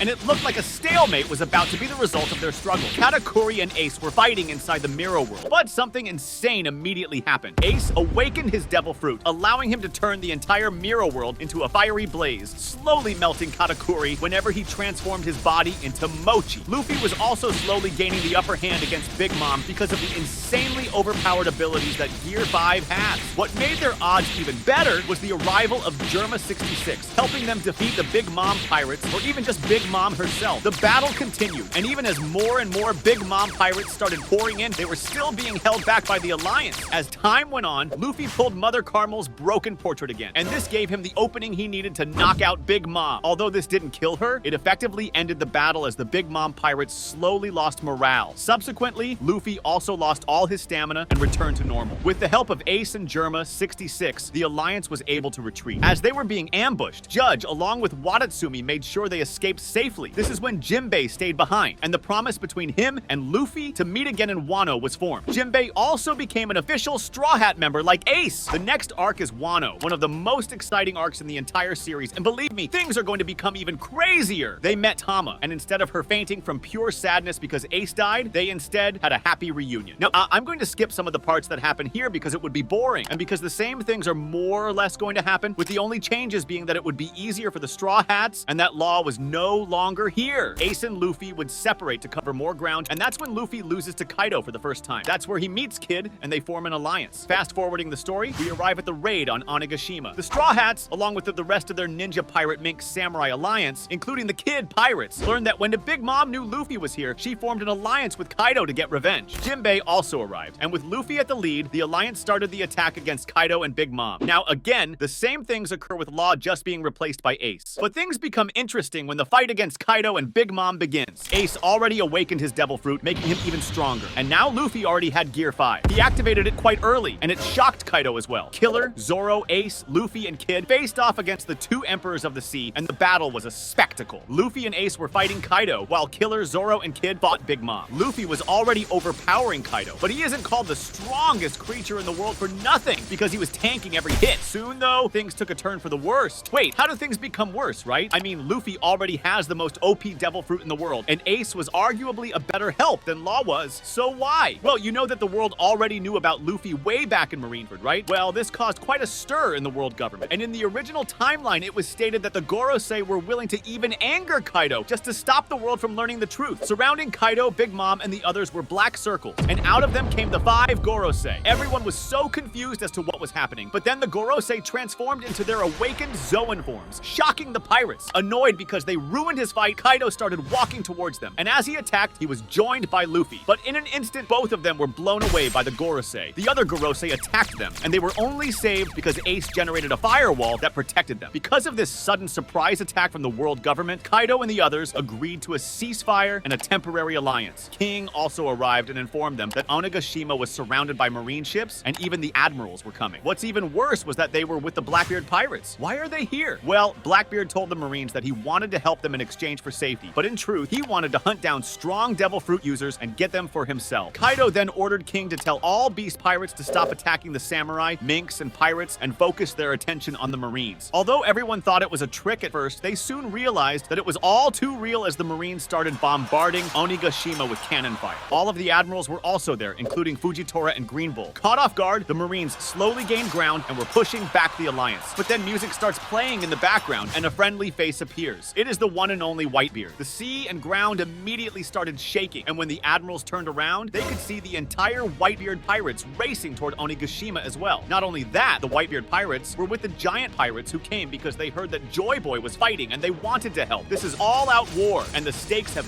never been higher. Onigashima is poised to become the second Marineford, or more accurately, the second God's Valley. The battle continues, and Luffy and the others, with the help of Kaido and Big Mom, fight for their survival against the Gorosei. Now, I can't go into much detail here since the only Gorosei we saw using his abilities is Saint Saturn, but what we do know is that they're extremely durable to the point that even after a few hits against Gear 5 Luffy, Saint Saturn was still in the fight. Now, Big Mom's sole focus can't do anything here because her targets need to fear her. That's why I think she's going to rely a lot on her homies when it comes to attacks. Not to mention, Kaido might instantly pull out his Conqueror's Haki-imbued hybrid form. The intensity escalates as Whitebeard lands on Onigashima and takes on the admirals with the giant pirates captains Dory and Brogy. After reinforcements arrive, the fight appears to be turning in the Alliance's favor as more powerful characters like Whitebeard's commanders and Kaido's all-stars join the fray. However, Sakazuki proves to be a formidable adversary, just like in the main timeline during Marineford, with his Devil Fruit proving highly destructive and landing clean hits on Whitebeard himself. The Marines are overwhelmed, but every victory the Alliance achieves comes at a great cost in lives. Meanwhile, the Blackbeard pirates become even more troublesome by targeting Devil Fruit users, making the Alliance vulnerable. But it's not over yet. During the Wano arc, we constantly saw the Big Mom pirates attempting to reach Wano, but being repelled by King. Now, with King occupied, they are contacted by the Whitebeard pirates and are on their way! Alongside them are Germa 66 and the Kuja pirates, aiming to aid Sanji and Luffy. However, have you ever wondered what would happen if this occurred after Egghead? I mean, if it makes sense. And because Ivankov and Luffy made contact during Marineford, the Revolutionary Army might also come. What happens here is that they arrive after the Big Mom pirates group, and Dragon and Saabo join Luffy and the others in fighting the Gorosei. This gives them a better chance at surviving, but as we all know, the pirates aren't the only ones who could summon reinforcements. It is none other than the God's Knights. Moments after the fighting begins, the Gorosei feel that the tide of the battle is against them, so they instantly summon the God's Knights to even the playing field. We actually don't know how strong the God's Knights are, but if they have the authority to casually execute a celestial dragon like Don Quixote Mjosgard, then they must be quite formidable. This spells a lot of trouble for the Alliance because their only hope now is that either Luffy, Big Mom, Kaido, and the others manage to defeat the Gorosei, or another strong crew arrives to back them up. I know, the Whitebeard Pirates and the Giant Pirates are already insanely OP assets, but consider just how much damage the Admirals could do, especially when combined with the God's Knights. Some of you might be thinking that Shanks might arrive, but who's to say that he's not secretly working for the world government, especially since he has links to the Supreme Commander of the God's Knights? Will he join the pirates, or will he betray Luffy? That completes this What If video. As for the next one, how would things change if Garp ended up saving Ace in Marineford? What would the world look like if the power dynamic of the original Emperors of the Sea remained the same? Well, it remains the same up to the major turning point in the story of One Piece, the Paramount War. Luffy's adopted brother, Portgas D. Ace, is captured by the Marines and sentenced to execution. Ace, a commander of Whitebeard's crew, is revealed to be the son of the infamous former pirate king Gol D. Roger. Meanwhile, Luffy is determined to save Ace and even enters Impel Down in the hopes of rescuing him, having learned that Ace is being held captive there. By this point, the rest of his crew has already been separated from him due to what happened at the Sabaudi archipelago. So our rubber boy is all alone in his quest to free Ace. Well, he was, but he ends up making a whole bunch of allies along the way when he breaks out of the world's largest underwater prison. In typical Luffy fashion, he frees several powerful prisoners during his own escape, including Jinbei and Crocodile. There's Buggy too, but he's not exactly the strongest of the bunch. The Marines call for a grand public execution to send a message to pirates everywhere that even the son of the former pirate king is not above their control over the seas. But Whitebeard won't take this lying down. Despite being old and suffering from numerous medical problems, Whitebeard doesn't intend to let his adopted son take the fall, and as such, he heads out with his crew to free Ace. Despite his age, he's still an emperor of the sea and is known to be the strongest man alive. The Shichibukai, the 7 warlords of the sea, are also summoned to assist the Marines. But some of these warlords have very unique definitions of loyalty. Still, the likes of Dracula Mihawk, Doflamingo, and Boa Hancock, among others, aren't to be taken lightly. The looming war between Whitebeard's pirates and the Marines becomes the talk of the world. Other pirate crews, revolutionaries, and even everyday citizens can't stop buzzing about what will happen next. In the background, though, other emperors are also making their moves. Kaido is out to interfere in the war, but Shanks is going to stop him. It's like everyone is just waiting for a showdown. The Whitebeard pirates arrive with their captain at Marineford, and the war soon begins in earnest. Cannonballs fill the sky like deadly fireworks, and pirates and Marines go toe-to-toe with each other. All of Whitebeard's commanders are going full swing against the admirals and vice admirals, clashing with some pretty amazing devil fruit powers and skills. As the Marines and Whitebeard pirates clashed in one of the biggest wars the world had ever seen, Garp stood silently on the execution platform. Luffy had arrived as well with his ragtag group of ex-convicts, revolutionaries, warlords, and other criminals bolstering the side, fighting to save Ace. Amidst the chaos, Garp watched as Luffy and Whitebeard fought desperately. Meanwhile, he himself was shackled to his responsibilities and duty, unable to do a thing for his adopted grandson. It was all too much for him. Garp's heart felt heavier than it had ever been, and despite his iron will, doubt started to flood his heart with every sword clash and explosion. He had chosen duty over family, and now he had to witness his actual grandson fight against the Marines to save the other child he raised. This was the moment when Garp began to question whether he was doing the right thing. Luffy soon broke through the front lines with the help of Ivankov and his growing crew of escapees from Impel Down. Garp clenched his fists and looked on, seeing his grandson bruised and battered but not backing away, hell-bent on saving his brother. Garp had flashbacks of both of his grandsons back when they were children. He had tried desperately to get them to become Marines, but they really didn't want to. They were both good kids though, and he knew how. Despite being pirates, the boys always did the right thing. Garp was flooded with emotions, and that's when Luffy reached the execution platform. Garp saw his grandson standing defiantly in front of him, ready to even fight his grandfather if it meant he'd save his brother. Garp had made his choice. In a turn of events, Garp broke Ace's sea stone handcuffs and let his grandson free. He tells Luffy to quickly take Ace away, right as Sengoku releases his devil fruit, becoming a massive Buddha statue trying to smash the two brothers into the ground. Garp wouldn't stand by as he'd made his decision. Clashing against Sengoku's massive palm, Garp used a toned-down version of Galaxy Impact, and the massive explosion sent debris flying all around. Luffy and Ace took the opportunity to run towards Whitebeard. The Marines had badly injured our badass old man, but seeing Ace free further boosted Whitebeard's resolve. His monstrous strength sent tidal waves of destruction through the Marine ranks as he carved a path toward the execution platform, trying to protect Ace. Luffy and Ace had just about made their escape when Admiral Sakazuki appeared. Ace defended Luffy from the Admiral's attacks and took the guy on, but magma seems to be stronger than Ace's fire. Amidst the fighting, Garp saw that Sakazuki was a bad matchup for Ace and stopped fighting to rush toward his grandsons. Meanwhile, Ace was on the losing end. Things were about to get worse as Sakazuki targeted Luffy, but just as the killing blow was about to land, Garp's fist was the first to smash into Sakazuki's face, sending the Admiral flying. He immediately ran towards where Sakazuki was after blocking Sengoku's attack and managed to save Ace. Garp, once revered as the hero of the Marines, had just attacked one of the Navy's most feared admirals. His towering figure loomed over the battlefield, muscles rippling with fury, and his eyes burning with a fire that hadn't been seen in years. Things had taken a turn for the worse for the Marines, as two of the strongest men from the previous era were now standing against them. Whitebeard was a man who would die for his sons, and despite his condition, his presence was still overwhelming. Edward Newgate, the strongest man in the world, was ready to destroy anyone who dared threaten his family. The Blackbeard pirates finally showed up as well. The crew now consisted of numerous convicts that were previously held captive and impelled down, but things seemed less than great for them, as Blackbeard's plan of getting Whitebeard's devil fruit seemed to quickly be going down the drain. The Marines too had lost their morale, and Whitebeard used his power to send massive earthquakes through the island, as Ace, Luffy, and Garp were now behind Whitebeard's men. The island was on the brink of destruction, and numerous lives were going to be lost if the war continued. But right before things could get even bloodier, Shanks, captain of the red-haired pirates, arrived. All parties stopped in their tracks as another Emperor of the Sea landed on Marineford. Seeing the situation, Shanks called for a ceasefire, clearly declaring that any further conflict would only lead to unnecessary death and destruction. Ace was now behind the Whitebeard pirates, and it would be nearly impossible for the Marines to get him back without losing the vast majority of their forces. Considering the turn of events and the fact that Shanks had arrived, Sengoku ordered a ceasefire. Ace, Luffy, and Garp, along with the rest of the Whitebeard pirates and other groups, including Jinbei, made their individual retreats. The day was saved, along with Ace. Despite being bloodied and battered, our heroes had succeeded in their mission and could now rest easy knowing they were out of harm's way. Whitebeard asked Garp why he forgot his duty to the Marines, to which Garp told him that at the moment he believed that family was more important, which honestly made Whitebeard laugh. The Whitebeard pirates headed back to base to make their recoveries. The Marines had suffered an unprecedented blow due to the Marineford War. Having lost Ace to the Whitebeard pirates and even losing their hero, things were exceptionally bad. Sengoku faced the brunt of the situation as the war had led to overall losses for the Marines. Sengoku stepped down from the position of Fleet Admiral as the world government tried to lick their wounds. They wouldn't be staying quiet for long though. Upon reaching Whitebeard's base, Garp sat down with Ace and Luffy and talked about everything that happened. Garp told the two about how his decision would impact the world moving forward, and that he would now be a wanted man. Ace wanted Garp to join him and the Whitebeard pirates, but Garp had other plans. He knew the world government had corruption rooted deep into its core and wanted things to change. He decided that he would go and find his son, Monkey D. Dragon, and join up with the revolutionaries. He told Luffy and Ace to follow their own paths and that he would be there if they ever needed him. After saying his goodbyes to Whitebeard, he's given a ship on which he set sail to find his son. Whitebeard had sustained numerous injuries because of the war, but he wasn't going to die that easily. He talked to Luffy, wishing to know more about him, and learned that he was separated from his crew. Whitebeard then offered Luffy a place in his own crew, but he immediately refused, saying that he was going to be the next pirate king. Whitebeard laughed upon hearing Luffy's dreams, but realizing how serious Luffy was, he told him that Luffy should train with the Whitebeard pirates for a better chance at the dream. Luffy had come face to face with numerous strong opponents during the Summit War and realized that he could have easily lost Ace if everyone wasn't there to help. He needed to get stronger if he wished to become the Pirate King. Keeping all those things in mind, Luffy chose to accept Whitebeard's offer to be trained by him. He asked Whitebeard to help him send a message to the rest of his crew to regroup in 2 years, and after doing so, began training under the world's strongest man and his crew. Over the next 2 years, Luffy and Ace trained side by side, becoming closer than ever before. Ace still wanted revenge against Blackbeard, but knew he had to become much stronger, considering how much his defeat had affected his crew. The two had massive resolve, and under Whitebeard's watchful eye, Luffy especially began honing his skills. The Whitebeard pirates, each powerful in their own right, played their part in Luffy's growth. Marco helped him understand how to maintain resilience and vitality in battle, much like his own Phoenix abilities. He taught him how to reduce the massive strain his gear abilities placed on his body and allowed him to sustain them for longer periods of time. Jozu, with his diamond-like defense, trained Luffy to withstand more powerful attacks and enhanced his armament haki. Vista, an expert swordsman, focused on improving Luffy's observation skills. He showed him how to anticipate moves and use his surroundings more effectively. Each day pushed Luffy beyond his limits, and he began understanding his powers even better, even becoming more creative with them. Whitebeard himself took Luffy's training and Conqueror's haki to a new level. The Summit War showed Whitebeard that Luffy could channel Conqueror's haki, and he intended to make sure that Luffy mastered how to properly use it. He initially taught Luffy how to project his willpower outward, knocking out enemies without even touching them. Once Luffy mastered that, Whitebeard taught him how to imbue his attacks with Conqueror's haki, suddenly boosting his power by many folds. As Whitebeard unleashed his full strength in practice sessions, Luffy learned to channel his Conqueror's haki with greater intensity, feeling his spirit grow stronger by the day. Whitebeard's lessons in strategy and leadership also stuck stuck with Luffy. After all, if he was going to be the Pirate King, he needed to learn how to become a much better leader. Luffy's relationship with Ace deepened even further, as this was the first time since their childhood that the brothers had been together for so long. Both of them trained fiercely, and they frequently sparred. Ace's fire-based powers complemented Luffy's abilities, and being a Logia, he helped train Luffy on how to deal with other Logia users. Together, they grew stronger, preparing for the challenges ahead. During this time, after a few months of leaving Whitebeard's base, Garp finally tracked down the base of the revolutionaries. Upon nearing the island of Baltigo, the revolutionary scouts panicked upon seeing Garp's approach and quickly informed Dragon that his father was arriving. Despite the fact that Garp's betrayal of the Marines was not in the news, word of mouth had reached Dragon, who knew that Garp was no longer a part of the Marines. He ordered the revolutionaries to stand aside and allowed Garp to land on the island. He personally went out to meet his father, and the meeting was more professional than expected. Garp discussed with him what had occurred at Marineford and how he was now looking toward joining the revolutionaries and setting things straight. Despite his age, Garp still had astronomical power and would be a massive addition to the revolutionary army. Dragon took him up on his offer, and the two discussed strategies further. Here, Garp also met Nico Robin, who came after the events of the Sabaody archipelago. He told her about Luffy's current situation and reassured her that everything was all right. The real event, though, was when Garp met Sabo. Garp instantly recognized him as the child Luffy and Ace had a massive bond with. Upon seeing Garp, Sabo got flashbacks from his past, and after talking with our ex-Marine, Sabo finally regained all of his memories. During this time, Garp received word from Kuzan, who told him about the battle he had with Sakazuki and that Sakazuki was now the new fleet admiral after Sengoku's retirement. Garp did feel guilt over putting Sengoku in such a position, but ultimately, he told Kuzan to come join him as a revolutionary. Kuzan agreed and headed out to join his teacher. Meanwhile, the Marines weren't sitting idly by. In the aftermath of the Marineford War, the Marines were desperate to restore their lost honor. With the world watching, they couldn't afford another failure. Fleet Admiral Sengoku had stepped down, and his replacement, Sakazuki, was ruthlessly focused on strengthening the Marines. Sakazuki's first move was to restructure the Marine forces. The blow to their reputation at Marineford had left them vulnerable, so Sakazuki ordered aggressive recruitment campaigns to fill up their ranks and bolster their power. Young, powerful Marines like Kobe and Helmeppo were promoted, becoming new symbols for the Marines. Sakazuki also eliminated all weaknesses he perceived within the Marines with an iron fist, or should I say magma fist, and any hint of dissent or moral hesitation was swiftly crushed. At the same time, since the positions of two admirals were vacant, considering Sakazuki's promotion and Kuzan's resignation, those positions had to be filled. Fujitora was promoted to the rank of admiral along with Aramaki. Nearing the end of the 2-year time skip, things were quite different. All the Emperors of the Sea retained their power, as Whitebeard wasn't killed like in the original timeline. As such, Blackbeard doesn't have as much influence as he did. The Marines were worse off due to their loss in the Paramount War, while at the same time, the revolutionaries had gained the strength of both Garp and Kuzan. Luffy himself got much stronger, and Ace would be the one to step up, as Edward Newgate's strength was on the decline. All that aside, let's see what else would change. After 2 years of intense training, the Straw Hat Pirates finally reunited on the Sabaody archipelago. Their time training apart had made everyone massively stronger and readied them for the New World's challenges. After meeting up, the crew headed to Fishman Island and liberated it from Hody Jones. In the process, Luffy formed a deep bond with Princess Shirahoshi, who was revealed to have the power to control Sea Kings. Luffy and the gang moved on to defeat Caesar Clown, halting the production of Smile Devil Fruits, and at the same time forming an alliance with Trafalgar D. Waterlaw to defeat Kaido. The events on Dressrosa would be quite different though. No tournament would take place since Ace still had his Devil Fruit, but Luffy would still meet Saabo, who had come along to steal weapons. Only this time, Kuzan would have accompanied him as well. The fight with Doflamingo would be much shorter, as Luffy was stronger due to Whitebeard training him on how to imbue Conqueror's Haki into his attacks, and as such, even Gear 4 would be stronger than the version in the original timeline. Coupled with Kuzan and Sabo's interference, Dressrosa would quickly be liberated. The events on Zoo and Whole Cake Island would be relatively the same, the only difference being that Luffy would have a much easier time with his fights, but the biggest change would come after the leveling. This time, Garp would be one of the Revolutionary Army commanders who infiltrated Mary Juaz. As they moved in to rescue Kuma, tensions between the Revolutionary Army and the world government reached a boiling point. With Garp, the revolutionaries had a much easier time liberating the slaves and rescuing Kuma. One of the most significant decisions made during the leveling was the abolishment of the Shichibukai system. Kings like Cobra and Riku argued that the system, which allowed pirates to operate freely in exchange for working with the government, had done more harm than good. With the downfall of Doflamingo and Crocodile, the rulers decided it was time to end the system once and for all. At the same time, the development of the Seraphim was completed. The Marines already had the Pacifista, which were based on Kuma and posed to be some pretty strong android units, but the Seraphim were in a league of their own. Using advanced technology developed by Dr. Vegapunk, the Marines created these bioengineered weapons, which were modeled after the former warlords of the sea. The Seraphim were imbued with the battle capabilities of the warlords, and even more terrifying, they had the near indestructible durability ability of Lunarians. Vegapunk was even able to emulate the devil fruit abilities of the warlords. With this new weapon in their hands, the Marines had no need for the Shichibukai system anymore. One by one, the Shichibukai were stripped of their privileges. This put the Shichibukai in very precarious situations as they now had to deal with the Marines who were coming at them regularly. The Marines were relentless with the power of the Seraphim, and they began wiping out pirate crews and tightening their grip on the seas. Yet despite all these efforts, the Marines knew that something bigger was brewing. The Revolutionary Army, once operating in the shadows, started taking more visible actions against the world government, emboldened by Garp's defection to their side. Soon after, Luffy and the rest of the alliance headed to Wano and defeated both Big Mom and Kaido after a long and arduous battle where Luffy's Gear 5 was unlocked. But after that, things began changing astronomically. After this time, Blackbeard began skirmishes on Kaido's and Big Mom's territories to increase his influence. Meanwhile, Whitebeard, due to old age and injuries from numerous battles, finally passed away, and Ace took up the mantle as the new captain of the Whitebeard Pirates. Whitebeard's passing and the defeat of Big Mom and Kaido meant that there would be a major power vacuum that would be filled by the new generation. Blackbeard, Ace, and Luffy were categorized as new emperors of the sea, while at the same time, the Cross Guild was established. Upon hearing the news of Whitebeard's demise, the Marines made their move and started raiding and retaking Whitebeard's territories in a bid to capture and defeat Ace, while the Whitebeard Pirates were still recovering from the death of their captain. The Whitebeard Pirates readied themselves for the attack on their base. Luffy caught wind of the Marines' plans to attack Ace and headed off to join his crew to support his brother in the fight. At the same time, the revolutionaries decided that the upcoming war would prove to be the perfect opportunity to launch a full-scale attack on Mary Jawaz while the Marines were busy dealing with Whitebeard. The stage was set for a glorious conflict on multiple fronts. The Marines mobilized 2 of their admirals along with numerous other high-ranking officers, all led personally by St. J. Garcia Saturn, an elder of the world government. The Marines quickly began reclaiming Whitebeard's territory before finally reaching the base of the Whitebeard Pirates. An all-out war began between the entire might of the Whitebeard Pirates and the Marines, but things weren't looking too good for our heroes. The battle waged on, and the Whitebeard Pirates were soon losing ground as the Marines began overwhelming them. But a ray of light suddenly appeared. Luffy and the Straw Hats had finally reached the battlefield. At the same time, an unexpected ally fleet had also reached the island. The Cross Guild had arrived in a pincer move, with the likes of Crocodile and Dracula Mihawk attacking the Marines from behind. The Cross Guild decided that this was the perfect opportunity to wipe out a massive chunk of the Marines and jumped at the chance to attack. With the Straw Hats and the Cross Guild acting as reinforcements, the tables quickly turned on the Marines. St. Saturn then personally joined the fight, and the Immortal Demon faced off against Luffy and his awakened Gear 5. Meanwhile, Dragon led the assault on Mary Jawaz, backed by all of his commanders as well as Garp, Kuzan, and a bunch of other Marines who had defected to the revolutionaries after hearing of Garp and Kuzan joining them. Mary Jawaz was supposed to have minimal defenses, but this proved to be incorrect. Seraphim and Pacifista were placed near the island, and before reaching Mary Jawaz, the revolutionaries were stopped on Sabaudi Archipelago. They were faced with the Marines' androids as well as Admiral Kizaru, Fleet Admiral Sakazuki, the God's Knights, and none other than the remaining 4 elders. The revolutionaries went all in with the assault as Dragon began changing the weather with his devil fruit. Lightning began striking their enemies from above as the 2 forces clashed with an intensity that shook the entire island. At the same time, St. Saturn was being kept at bay by Luffy as the rest of the pirates slowly put a dent in the Marine forces. As time passed, it was clear that the Marines were losing a lot of ground on Sabaudi, but it was the opposite for the revolutionaries. They were being overwhelmed by the God's Knights, and the elders were proving to be insurmountable due to their regeneration. Soon enough, the 2 wars would end with vastly different results. Luffy and Ace, along with the Cross Guild, were successful in defeating the vast majority of the Marine forces, and they were once again sent reeling, suffering another defeat after Marineford, but one they may not be able to recover from. Even St. Saturn proved incapable of overpowering Luffy and Ace, being stuck in a stalemate. As the Marines retreated with what forces they had left, the brothers rejoiced, but not for long. Sabo soon arrived and told them that the revolutionaries had been defeated and their leaders were captured, whereas Garp was killed in battle. Dragon had ordered a retreat after seeing that they had bitten off more than they could chew, but during it, Dragon himself was attacked by St. Figureland Garling. To protect his son, Garp stood in the way and in his injured state took the blow head on. He protected Dragon, but lost his life in the process. Dragon himself was captured along with Ivankov and a few other commanders. Sabo and Kuzan were able to escape the island with other revolutionaries, but Imu-sama, the puppet master behind the world government, had destroyed Baltigo Island using his secret weapon. The entire island, along with their base, was destroyed, and Saabo and the rest of the revolutionaries had nowhere left to go. The revolutionaries were completely crushed, with the world government losing little more than a few Seraphim and Pacifista, weapons that could always be replaced. After the devastating loss, the remaining revolutionaries headed off to the Whitebeard Pirates, where Sabo intended to meet his brothers and recover. Upon hearing the news of Garp's sacrifice, both Ace and Luffy were devastated. They had seen the power of St. Saturn, and they knew how big of an obstacle 4 similar guys must have been. It was a heart-wrenching moment moment where everyone was at a loss for words. The Marines had suffered a devastating blow to their forces, but at the same time, the revolutionaries were almost completely eradicated, with most of their officers held captive by the world government. The gang knew that the Marines would need time to recuperate their losses, but the existence of the Elders and the God's Knights meant that there were exceptionally strong forces that would serve as obstacles in front of our heroes. After a few days, though, news reached Ace and Luffy that the red-haired pirates wanted to meet at their base. Shanks arrived and had a heart-touching reunion with Luffy, but with him, he brought advice on what to do next. Considering the current situation, Shanks advised Luffy to take his crew to Elbaf, as the next hint would be on that island. He further told Luffy to be wary of the Elders, as his existence serves as a threat to their power struggle. Luffy would find out more about his destiny and Joy Boy on the island of the Giants, and as such, he needed to prepare to head out. During this time, word got out that Egghead Island was attacked, and Dr. Vegapunk's message began, but this time, without the Straw Hats to save him. Maybe this entire situation could have been avoided if the Revolutionary Army hadn't headed out to attack the world government. They could have possibly helped Ace fight back against the Marines, and in this way, they wouldn't have suffered unnecessary losses and the demise of Garp. But it's also possible that the rest of the Elders would have arrived on the island if the Revolutionary Army had come to back them up, and who knows whether Giants would have arrived to help our heroes escape or not. The changes have been massively significant, but we all know that the Marines wouldn't sit back if Ace had escaped during Marineford. That completes this what if video. As for the next one, what would have happened if Luffy had been the one to die at Marineford instead? The story remains the same as Luffy heads to Marineford to stop his brother's execution. The battle began between the Whitebeard pirates and the Marines, but out of nowhere, in the midst of all this fighting, Luffy suddenly came falling from the sky. Despite being battered and exhausted from the prison break, Luffy wasted no time, charging straight into the fray with one goal in mind, saving his brother, Ace. His unexpected entrance threw both allies and enemies off balance, adding another layer of madness to the already intense battle. Garp was wide-eyed at the sight of his grandson's arrival. Not only was his adopted grandson set up for execution, but now his blood-related grandson had shown up in the middle of a war. Garp was taken aback. Seeing Luffy fight through the Marines to save his brother made Garp's heart twist in knots. Despite all of his experience and power, he was helpless in the face of his duty to the Marines. He could do nothing but watch as he saw the danger his grandsons were clearly in. Garp had no sympathy for criminals, but for his family, he did. Luffy broke through the front lines with the help of Ivankov and his band of impelled down escapees. Garp watched, fists clenched, as his bruised and battered grandson charged forward, determined to save Ace. Unable to harden his heart against Luffy, Garp let his emotions get the best of him, allowing Luffy to knock him aside. With Mr. Three's wax powers, Luffy shattered Ace's chains, finally setting him free. Everything became a blur of action as Ace, reignited with a will to live, unleashed his powers and fought alongside Luffy. Together, they carved a path through the Marines, trying to make their way back to Whitebeard. Though thrilled to be reunited, the urgency of their situation overshadowed their joy. They needed to escape fast, but Admiral Sakazuki had other plans. Dripping with magma, he appeared and began mocking Whitebeard. Ace, already shaken by everything, snapped at Sakazuki's insults. Blinded by anger, he ignored the chance to escape and rushed towards Sakazuki, flames blazing. The two clashed, but Ace quickly realized Sakazuki's magma was far more powerful than his fire. The Admiral gained the upper hand and charged up a devastating magma fist aimed to end Ace. In the blink of an eye, Luffy jumped in front of Ace and took the blow in his brother's place. Ace was stunned and horrified as he saw his brother's body fall over him. Sakazuki prepared another attack aimed at Ace while he was stunned, but shivers ran down his spine as he felt a presence behind him. Whitebeard cast a shadow on the Admiral as his fury and rage seeped out. Out of sheer anger, the Emperor punched Sakazuki right in the face, cracking the air around him as he began to pummel Sakazuki. Garp too had flown into a rage as he saw Luffy fall, and Sengoku had to step in to stop him. Suddenly, the sound of drums could be heard. Instead of fading away, Luffy's body started to twitch in Ace's arms. His chest, where Sakazuki's magma fist had pierced through, began to glow faintly, and a bizarre, rubbery energy surged through him. Luffy's body suddenly began to stretch and morph in a way it never had before. His hair turned white, and his eyes sparkled with a wild, almost cartoonish glint. His entire figure became more elastic, his muscles expanding and contracting in exaggerated, almost ridiculous ways. Ace, still holding him, looked on in disbelief as Luffy's wounds seemed to disappear, his goofy grin returning despite the chaos around them. In an instant, Luffy sprang to his feet, his body full of energy as if nothing had happened. Gear 5 had been awakened. He looked more like a living cartoon than a person now, his movements defying all logic. The ground beneath him wobbled like jelly, and he bounced around with unstoppable vitality. Ace and Garp were stunned as Luffy laughed, his carefree spirit restored in the face of such dire odds. Luffy hovered in front of Ace, smiling at him. He told his brother that he wouldn't be here for long, as he felt that this burst of energy was just to see him home safely. Luffy understood that his death was imminent, and he would not survive after his body transformed back to its normal state due to the wounds he had sustained. Luffy told Ace that he was glad to see his brother again. By this point, Whitebeard was massively wounded, and Blackbeard had appeared to take advantage of the situation. Luffy noticed the approaching dilemma and told Ace to head back to the boat. He knocked out approaching Marines with his Conqueror's Haki before going off towards Whitebeard with Marco following along. Luffy showed up in front of Blackbeard and his crew before they could land the finishing blow on Whitebeard. After protecting the old man, Luffy told Marco to take his captain back. Blackbeard looked at Luffy and the glowing hole in his chest before a corrupt smile spread across his face. Blackbeard realized how strong the devil fruit in front of him was and wanted nothing more than to have it for himself. With that, the final battle erupted. Luffy's Gear 5 allowed him to move in ways that defied physics, bouncing through the air with speed and elasticity that made him seem untouchable. His punches stretched and twisted, knocking members of Blackbeard's crew left and right. Blackbeard unleashed his powers of darkness as the Yami Yami no Mi began swallowing everything in its vicinity. His crew closed in, but Luffy, even in his weakened state, fought with the ferocity of a cornered lion. His punches slammed into them with explosive force, sending Burgess and Shiryu flying into rubble. Luffy fought against the Blackbeard pirates and his laugh echoed, but there was a sadness in it, knowing that this would be his final stand. Finally, as Luffy's energy began to wane, his attacks grew slower. By this time, Whitebeard and Ace had nearly retreated and Luffy had defeated half of Blackbeard's crew. But the captain himself was still kicking, and Blackbeard finally closed in on Luffy, suddenly nullifying his devil fruit powers. Luffy, exhausted and bleeding, was caught in Blackbeard's grasp. In the distance, a massive presence was felt. Blackbeard knew he was out of time. As Luffy's body became lifeless, Blackbeard used his power to extract the young pirate's devil fruit from him just as Shanks neared the shore. The Blackbeard pirates escaped quickly before Shanks could catch wind of what he'd done. Garp screamed at Blackbeard, but Sengoku held the Emperor-level Vice Admiral back. Sakazuki had gotten back on his feet and was aiming for Ace. But before the admirals could take advantage of the opportunity, Shanks declared that any further attacks would result in the red-haired pirates joining the war. Shanks soon learned that Luffy had passed away and was taken to his body. A dark shadow clouded Shanks' face, and his Conqueror's Haki began spewing out of him. It crackled as he tried to suppress it. Shanks quietly carried Luffy's body to his ship. He told Ace he could come there when he saw fit. Both parties declared a ceasefire as the injured Whitebeard pirates, Edward Newgate himself, and Ace retreated from Marineford while the red-haired pirates took Luffy's lifeless body away. Seeing all of this, the heartbroken Garp stopped rampaging and quietly followed Shanks aboard his ship, and the parties sailed away. The front page of the news declared that worst generation pirate member Straw Hat, Monkey D. Luffy, was executed in Marineford. Word of this would soon reach every member of the separated Straw Hats, and one by one, each member would fall into despair. Nami, Usopp, and Chopper broke down as soon as they heard the news. Each of them displayed their heartbreak clearly and profoundly. Sanji didn't believe the news when he heard it. He simply continued his training, though he was visibly irritated and angry. Frankie broke his latest project in a fit of rage before lying down and weeping, thinking of the time he spent with Luffy. Robin and Brook kept the pain in their hearts. Unable to believe the news, they tried to keep themselves composed. Zoro didn't respond when he heard the news. He left Mihawk's castle and began fighting the human drills. Ace was wallowing in uncontrollable sadness when word reached the Whitebeard pirates that Shanks was going to hold Luffy's funeral at Fuchsia Village. The Whitebeard commander got out of his room and prepared to depart for the village. At the time, Whitebeard was still recovering from his wounds, but other Whitebeard commanders went with Ace to honor Luffy's memory. The two crews would meet in Fuchsia Village for Luffy's funeral. Dodon couldn't bear the news. She beat up Garp, blaming him for letting Luffy pass away in his presence. Garp couldn't say a word to her. It was his fault. He didn't save his grandson. As Luffy's loved ones buried him, a deep sadness could be felt in the air. Shanks wore Luffy's straw hat as he hid the tears falling down his face. The moment with the red-haired pirates, Whitebeard pirates, the former vice admiral, and the villagers was caught by reporters, and the picture was spread across the globe. When the newspaper finally reached each of the Straw Hats, all of them decided to go to Fuchsia Village. Zoro had spent the days fighting the human drills before Mihawk finally stepped in once the newspaper came. The world's strongest swordsman gave him a boat and Zoro thanked him. Each Straw Hat reached the village, one after the other, and gathered there. Another man had arrived as well. He greeted the Straw Hats before telling them that he had come to pay respects to Luffy. The man clearly hadn't slept for days. The group met Garp at the village, who led them to Luffy's grave. There, they found Ace sitting in front of the tombstone. The man was the first to call out to Ace. Ace didn't register the call at first, but he soon looked back and yelled out, "Sabo!" in shock. It seemed like Luffy and Ace's brother, Sabo, was alive all along. Unfortunately, the reason for their reunion was anything but happy. The Straw Hats had a very emotional moment in front of Luffy's grave, but Zoro was the first to declare that he would carry on Luffy's dream in his place. He wouldn't just be the strongest swordsman in the world, but he would also fulfill Luffy's dream of becoming the Pirate King. It was an incredibly bold statement, but each Straw Hat's resolve strengthened at Zoro's words. They decided to carry on for Luffy's sake with Zoro at the helm. Ace and Sabo resolved themselves again, but the primary thing on Ace's mind was vengeance against Blackbeard and the Marines. Sabo was already after the world government, but now it was personal. The Straw Hats decided that they would meet again in 2 years at Sabaudi Archipelago and continue their journey where they left off. They resolved to become much stronger than they were right now so they could shoulder Luffy's dream together. Meanwhile, Ace decided to go back and strengthen himself for his next clash with Blackbeard and Sakazuki. He could never forgive himself for having put Luffy in that position and would pursue pursue his vengeance. The Straw Hats went back to the places they were sent by Kuma and began training once more. 2 years passed since the fateful war at Marineford. By this time, Blackbeard had gained sufficient notoriety, but the Whitebeard pirates had also had multiple skirmishes against the new Emperor's crew. Each Straw Hat member had grown significantly more powerful during the time they spent training and soon left for the Sabaudi archipelago to continue their journey. In this timeline, each of the Straw Hats got much stronger than their power levels were in the original timeline. Their anger toward Luffy's death led all of them to be more serious than ever before, and as such, they increased their power by multitudes. At the same time, the Straw Hats lost that happy-go-lucky spark they once had during their time with their former captain. They became much more serious in nature and focused on achieving Luffy's and their dreams together. At the same time, Ace got much stronger for his eventual fight with Blackbeard, while the latter became much more powerful after gaining Luffy's Devil Fruit. But that wasn't the only thing on Marshall D. Teach's agenda. Returning to the story, the Straw Hats went to Sabaudi before heading off to Fishman Island, much like in the original timeline. Meanwhile, Ace trained on a volcanic island under the guidance of Whitebeard. He began enhancing his haki as well as the powers of the Mera Mera no Mi. Vengeance fueled his development, and his anger reflected deeply in his flames. He had spent the 2 years strengthening himself and fighting off Blackbeard's pirates as they tried to seize control of Whitebeard's territory. Whitebeard himself was no longer capable enough to fight due to the numerous injuries he had sustained during Marineford and his already declining health due to age. Ace would soon receive a direct declaration of war from Blackbeard, who declared that he would defeat all of the Whitebeard pirates and take both Whitebeard's head as well as his Devil Fruit. Word of this reached the Straw Hats as well, and Zoro decided to set out to help Ace and his crew in this battle. The Marines would bide their time, intent on striking when both crews were at their lowest. Kaido, in particular, wasn't interested in getting involved for the time being, as he knew that Whitebeard himself would be unable to put up a fight considering the injuries, and he felt that both Ace and Blackbeard were far below him. Big Mom herself was preoccupied with her own territory and her potential alliance with Germa 66, and hence was uninterested in the battle as well. She did not see Blackbeard as a big enough concern yet, and had confidence in the fact that the alliance with Germa 66 would result in her gaining enough power to deal with him later if need be. Shanks, on the other hand, knew that Blackbeard could become an even bigger threat if he continued, but he didn't want to join the fight. He believed that the Marines would take advantage of this opportunity and planned on dealing with them if the need arose. It seemed like this war may be even more cataclysmic than the war between the Marines and the Whitebeard pirates. Each party was planning their next move, and there seemed to be a greater cause for the Marines to intervene in a fight between two Emperors of the Sea. The allotted time neared, and the Straw Hats set sail and joined up with the Whitebeard pirates for their clash with Blackbeard. Zoro sat quietly, sharpening his sword as the rest of the Straw Hats looked forward toward the island they were meant to clash on. The atmosphere on the battlefield was thick with tension. 2 years of pent-up rage, sorrow, and determination had brought the Straw Hat pirates, Whitebeard's remnants, and Blackbeard's crew to this moment. This would be the final confrontation that would shake the foundations of the pirate world, and whether the two parties lived or died would depend on their resolve. Blackbeard's fleet could be seen in the distance, supporters he had amassed during the 2 years everyone else was training. It was clear why this man had become a Yonko, but behind the Straw Hat pirates were the remaining members of the Whitebeard pirates, from commanders to their crew. Whitebeard himself was standing at the helm of the Moby Dick. His form was nowhere near his prime, but the man still possessed the aura of a king. At the head of the Straw Hats stood Zoro, his swords gleaming in the fading light. The loss of his captain had left a scar on his heart, and he was no longer the carefree swordsman who followed Luffy's lead. He was now a leader in his own right, and the weight of Luffy's dream rested on his and the rest of his crew's shoulders. Ace and the remaining Whitebeard pirates stood ready. Ace's fists were clenched, flames flickering around him. His heart burned with grief and guilt for the death of his younger brother, and his mind was fixed on one thing: vengeance against Blackbeard and then later Sakazuki. Ace, too, had gotten much stronger at this point, and he would use all of it to defeat Blackbeard. Blackbeard used his rubbery arms to launch himself onto the island as the rest of his crew began making landfall. It was a mockery of Luffy as Blackbeard laughed loudly. Zoro and Ace got off their ships, their eyes bright with fury. Blackbeard's power had only grown in the past 2 years, and with Luffy's Devil Fruit now in his possession, he believed himself to be unstoppable. The battle erupted in a flash of steel and fire. Zoro charged forward, his swords slicing through the air with deadly precision, while Ace unleashed torrents of flames that scorched the battlefield. The Straw Hats, alongside the Whitebeard pirates, clashed with the enemy, and the battle began in earnest. Sanji's fiery kicks collided with Blackbeard's commanders, his anger simmering beneath his calm exterior. Nami summoned winds. Usopp took down enemies from a distance. Robin's hands bloomed from the ground, breaking bones and disarming opponents. Frankie unleashed a barrage of weapons and cannon fire, while Chopper tore through the battlefield, his normally gentle nature replaced by the fury of a berserker. The Straw Hats fought harder than they had ever fought before. They had trained for this moment, knowing they would face Blackbeard and avenge Luffy's death. But Blackbeard's forces were nothing to scoff at. The Emperor himself disappeared behind his crew as Ace and Zoro fought side by side against his commanders. Zoro clashed with Shiryu, while Ace fought against Burgess. The fights were brutally intense. Ace couldn't get too close to Blackbeard without facing the effects of the Yami Yami no Mi, but Zoro knew he could cut down the the pirate. He had resolved to do the same. Shiryu proved to be a capable opponent, and despite his invisibility, Zoro was keeping track of him. The fight waged on, and both Burgess and Shiryu were mortally wounded, but in the chaos, everyone failed to notice that Blackbeard had disappeared from the battlefield. By the time our heroes realized where he was, a massive quake was felt near Moby Dick. Whitebeard had clashed with Blackbeard, but he couldn't land more than a single blow. Eventually, Blackbeard took significant damage when Whitebeard decimated the ship, but Whitebeard was no longer the strongest man alive. Blackbeard endured the blow, and in an instant, he took Whitebeard's life as well as his devil fruit. This sight sent Ace into a rage. His flames turned blue from the anger, and the ground near him started to erupt into flames. The sight of Whitebeard's dead body became the catalyst for Ace's awakening. Ace blitzed toward Blackbeard in a blaze of blue flames, and Blackbeard attacked with the power of the Gura Gura no Mi, cracking the air around him. Ace's attack was too powerful, though, and Blackbeard was sent flying into the island. Zoro wasn't slow on the uptake, and he dashed towards Blackbeard, who had to defend himself again with the Gura Gura no Mi to keep Zoro from cutting him in half. At the same time, Ace summoned his strength, flames roaring around him as he launched a devastating blue sun of flame. Blackbeard released the powers of the Yami Yami no Mi, and the darkness increased to try and swallow the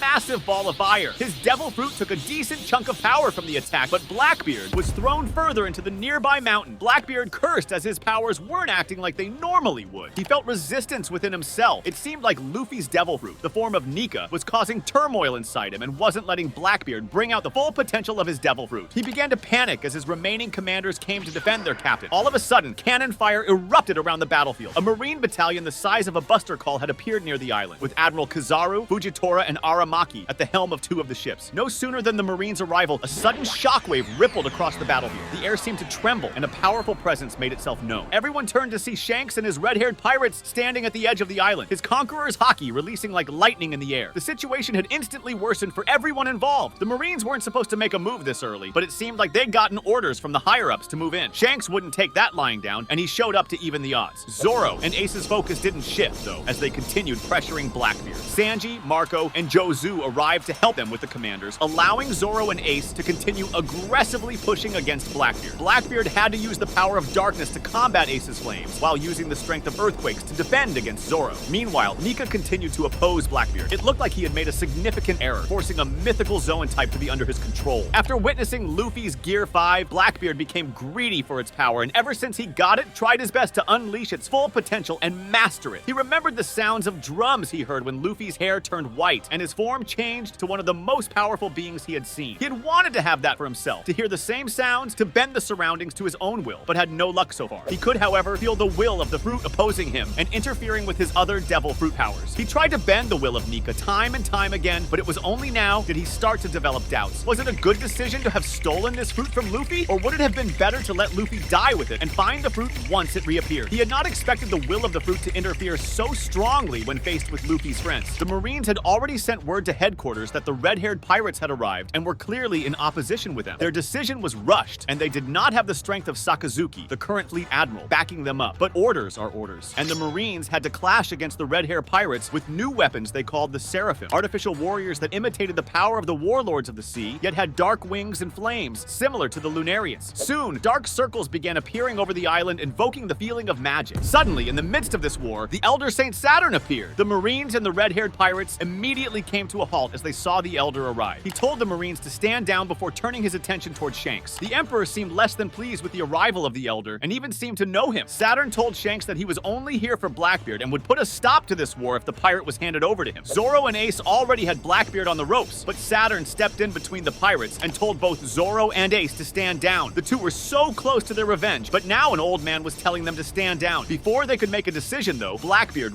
wrapped his darkness around Saint Saturn. Even the Elder was surprised that he was unable to break out of it, as Blackbeard started laughing maniacally before suddenly being pinned down by a massive bird-like monster. Blackbeard's hold over Saint Saturn broke as he struggled under the demonic bird's weight. The other members of the Blackbeard pirates broke off from their fights and went to help Blackbeard. As Saint Saturn transformed into a massive spider-like yokai, Ace and Zoro clashed with him, hell-bent on getting their revenge on Blackbeard. During this time, Sabo and the revolutionaries were carrying out their own agenda. Under the lead of Dragon, the entire revolutionary army had gone to attack New Marineford, having uncovered that the majority of the Marines were out for the current war. The revolutionaries attacked the base where Fleet Admiral Sakazuki was, intent on bringing him back in chains. The red-haired pirates and the Whitebeard pirates found out about this when the Marines suddenly went into chaos. Meanwhile, the clash between the revolutionaries and Marines was intense, but the revolutionaries overpowered the Marines at this time. However, a few Marines in particular clashed head-on. Among them were Kobe and Helmeppo, who weren't going to let their base be taken. Meanwhile, Dragon and Sabo were facing off directly against Sakazuki. Dragon displayed extreme levels of power with his ability to control the weather, and Sabo's haki was keeping him in the fight, on level ground with the fleet admiral. On the isolated island, our heroes and Blackbeard were fighting against the two elders, but they seemed unbeatable because of their regeneration. The only time they were properly hit was when Blackbeard used the Yami Yami no Mi to neutralize their powers long enough to allow someone else to attack them. The elders hadn't experienced this before, and the fact that Blackbeard was able to wound them, even temporarily, made them angrier and realized that Blackbeard posed a significant threat. They had already expected Blackbeard to become a problem and wanted to take advantage of the current opportunity to kill him and ensure the Nika does not awaken again. They had hoped that the intervention of the Marines and the pirates that wanted revenge on him would be enough, but the task of ensuring the death of Nika was too important to leave in the hands of others, which is why the elders themselves got personally involved. As Blackbeard regains his stamina due to the elders' interference, he begins spreading his devil fruit powers more, while using the Gura Gura no Mi to send shockwaves across the air. Meanwhile, the elders telepathically relay this situation to the others, and suddenly 3 more magic circles appear on the battlefield as the other elders arrive. The Marines themselves are looking to head back to base, and Shanks decides not to interfere in the war any further. It seems his background and mysterious relation with the celestial dragons stopped him. Meanwhile, the battle between Sakazuki and the revolutionaries is nearing its end. Most of the Marines have been suppressed, and the revolutionaries have raided their supplies. Sakazuki himself is backed against a wall as Dragon and Sabo prove to be extremely strong opponents. After thoroughly beating Sakazuki and destroying half of New Marineford, Sabo clamps sea stone cuffs on the fleet admiral, and the revolutionaries depart from the island, having captured their prize. During his confrontation with the celestial dragons, Blackbeard finally understood how to utilize his powers effectively. He did not feel as much resistance from Nika and felt more control over the Nika devil fruit. His understanding of his powers unlocked a little more of the potential he saw when Luffy unlocked Gear 5, and the threat he poses has increased to astronomical levels. He could only imagine how much more stronger he would get when he unlocked all there is to it to this particular Zoan fruit. At the same time, the Straw Hats and Ace's revenge seems far from completion. With each passing development, it becomes more and more clearer to Zoro and his crew that if they prolong the fight much longer, it is highly likely that there will be more to lose than to gain. Although Zoro wanted to go to all lengths to get his revenge on Blackbeard for the death of Luffy, he still had Luffy's dream to live for, and he was going to make sure the whole crew would be alive and present when they found the One Piece. Despite the Blackbeard pirates having lost a major chunk of their forces, the Whitebeard pirates now have to deal with the elders as well. None of them are able to bring harm to the elders other than Blackbeard. In this situation, it seems the ability to nullify devil fruits may prove to be most effective against the yokai-wielding elders, and if their regeneration is stalled, then they can be defeated. But Imu wouldn't let this threat stay standing. Ace orders the rest of the Whitebeard pirates to retreat from the island, telling Marco to gather everyone and depart as the fight is getting out of control. The Straw Hats and Ace retreat as well, putting their crews above their revenge and let the elders take care of Blackbeard. As the fight progresses, one of the elders immediately flinches and signals to the others to retreat immediately. While battling it out with Blackbeard, all of them immediately stop and start running towards different directions. Blackbeard initially mistakes them for running away, however, on second thought finds it odd. As he looked around to observe why the elders all went in different directions, he felt a glow above him and looked up. As soon as the Straw Hats and other people were about to depart, a beam of light came crashing on the island. As the dust settles, everyone on the island is found staring at the place where Blackbeard was left, standing only to witness a colossal hole left there with Blackbeard nowhere in sight. The war had taken a dramatic turn. Ace and Zoro immediately hurried to get their friends and crew out of the island and onto their ships on sea before another one of the same beam fired again. Meanwhile, the elders went back into their humanoid forms and stared down into the hole, witnessing the remnant of Lord Emu's attack. As they were about to turn away to leave, they started to hear drumming. Saturn looked back in shock into the hole, and the others looked around to find the source of the voice as they realized the implications. The ground started to tremble violently as earthquakes shook across the whole island, terraforming the surroundings in such a way that made it difficult for the people on land to get onto the ships. Some members of the Whitebeard crew and the Straw Hat crew were left stranded on the island, while Shanks observed everything from afar on his ship. In shock, shadows twirled around the elders as a jolly but sarcastic voice boomed, "It's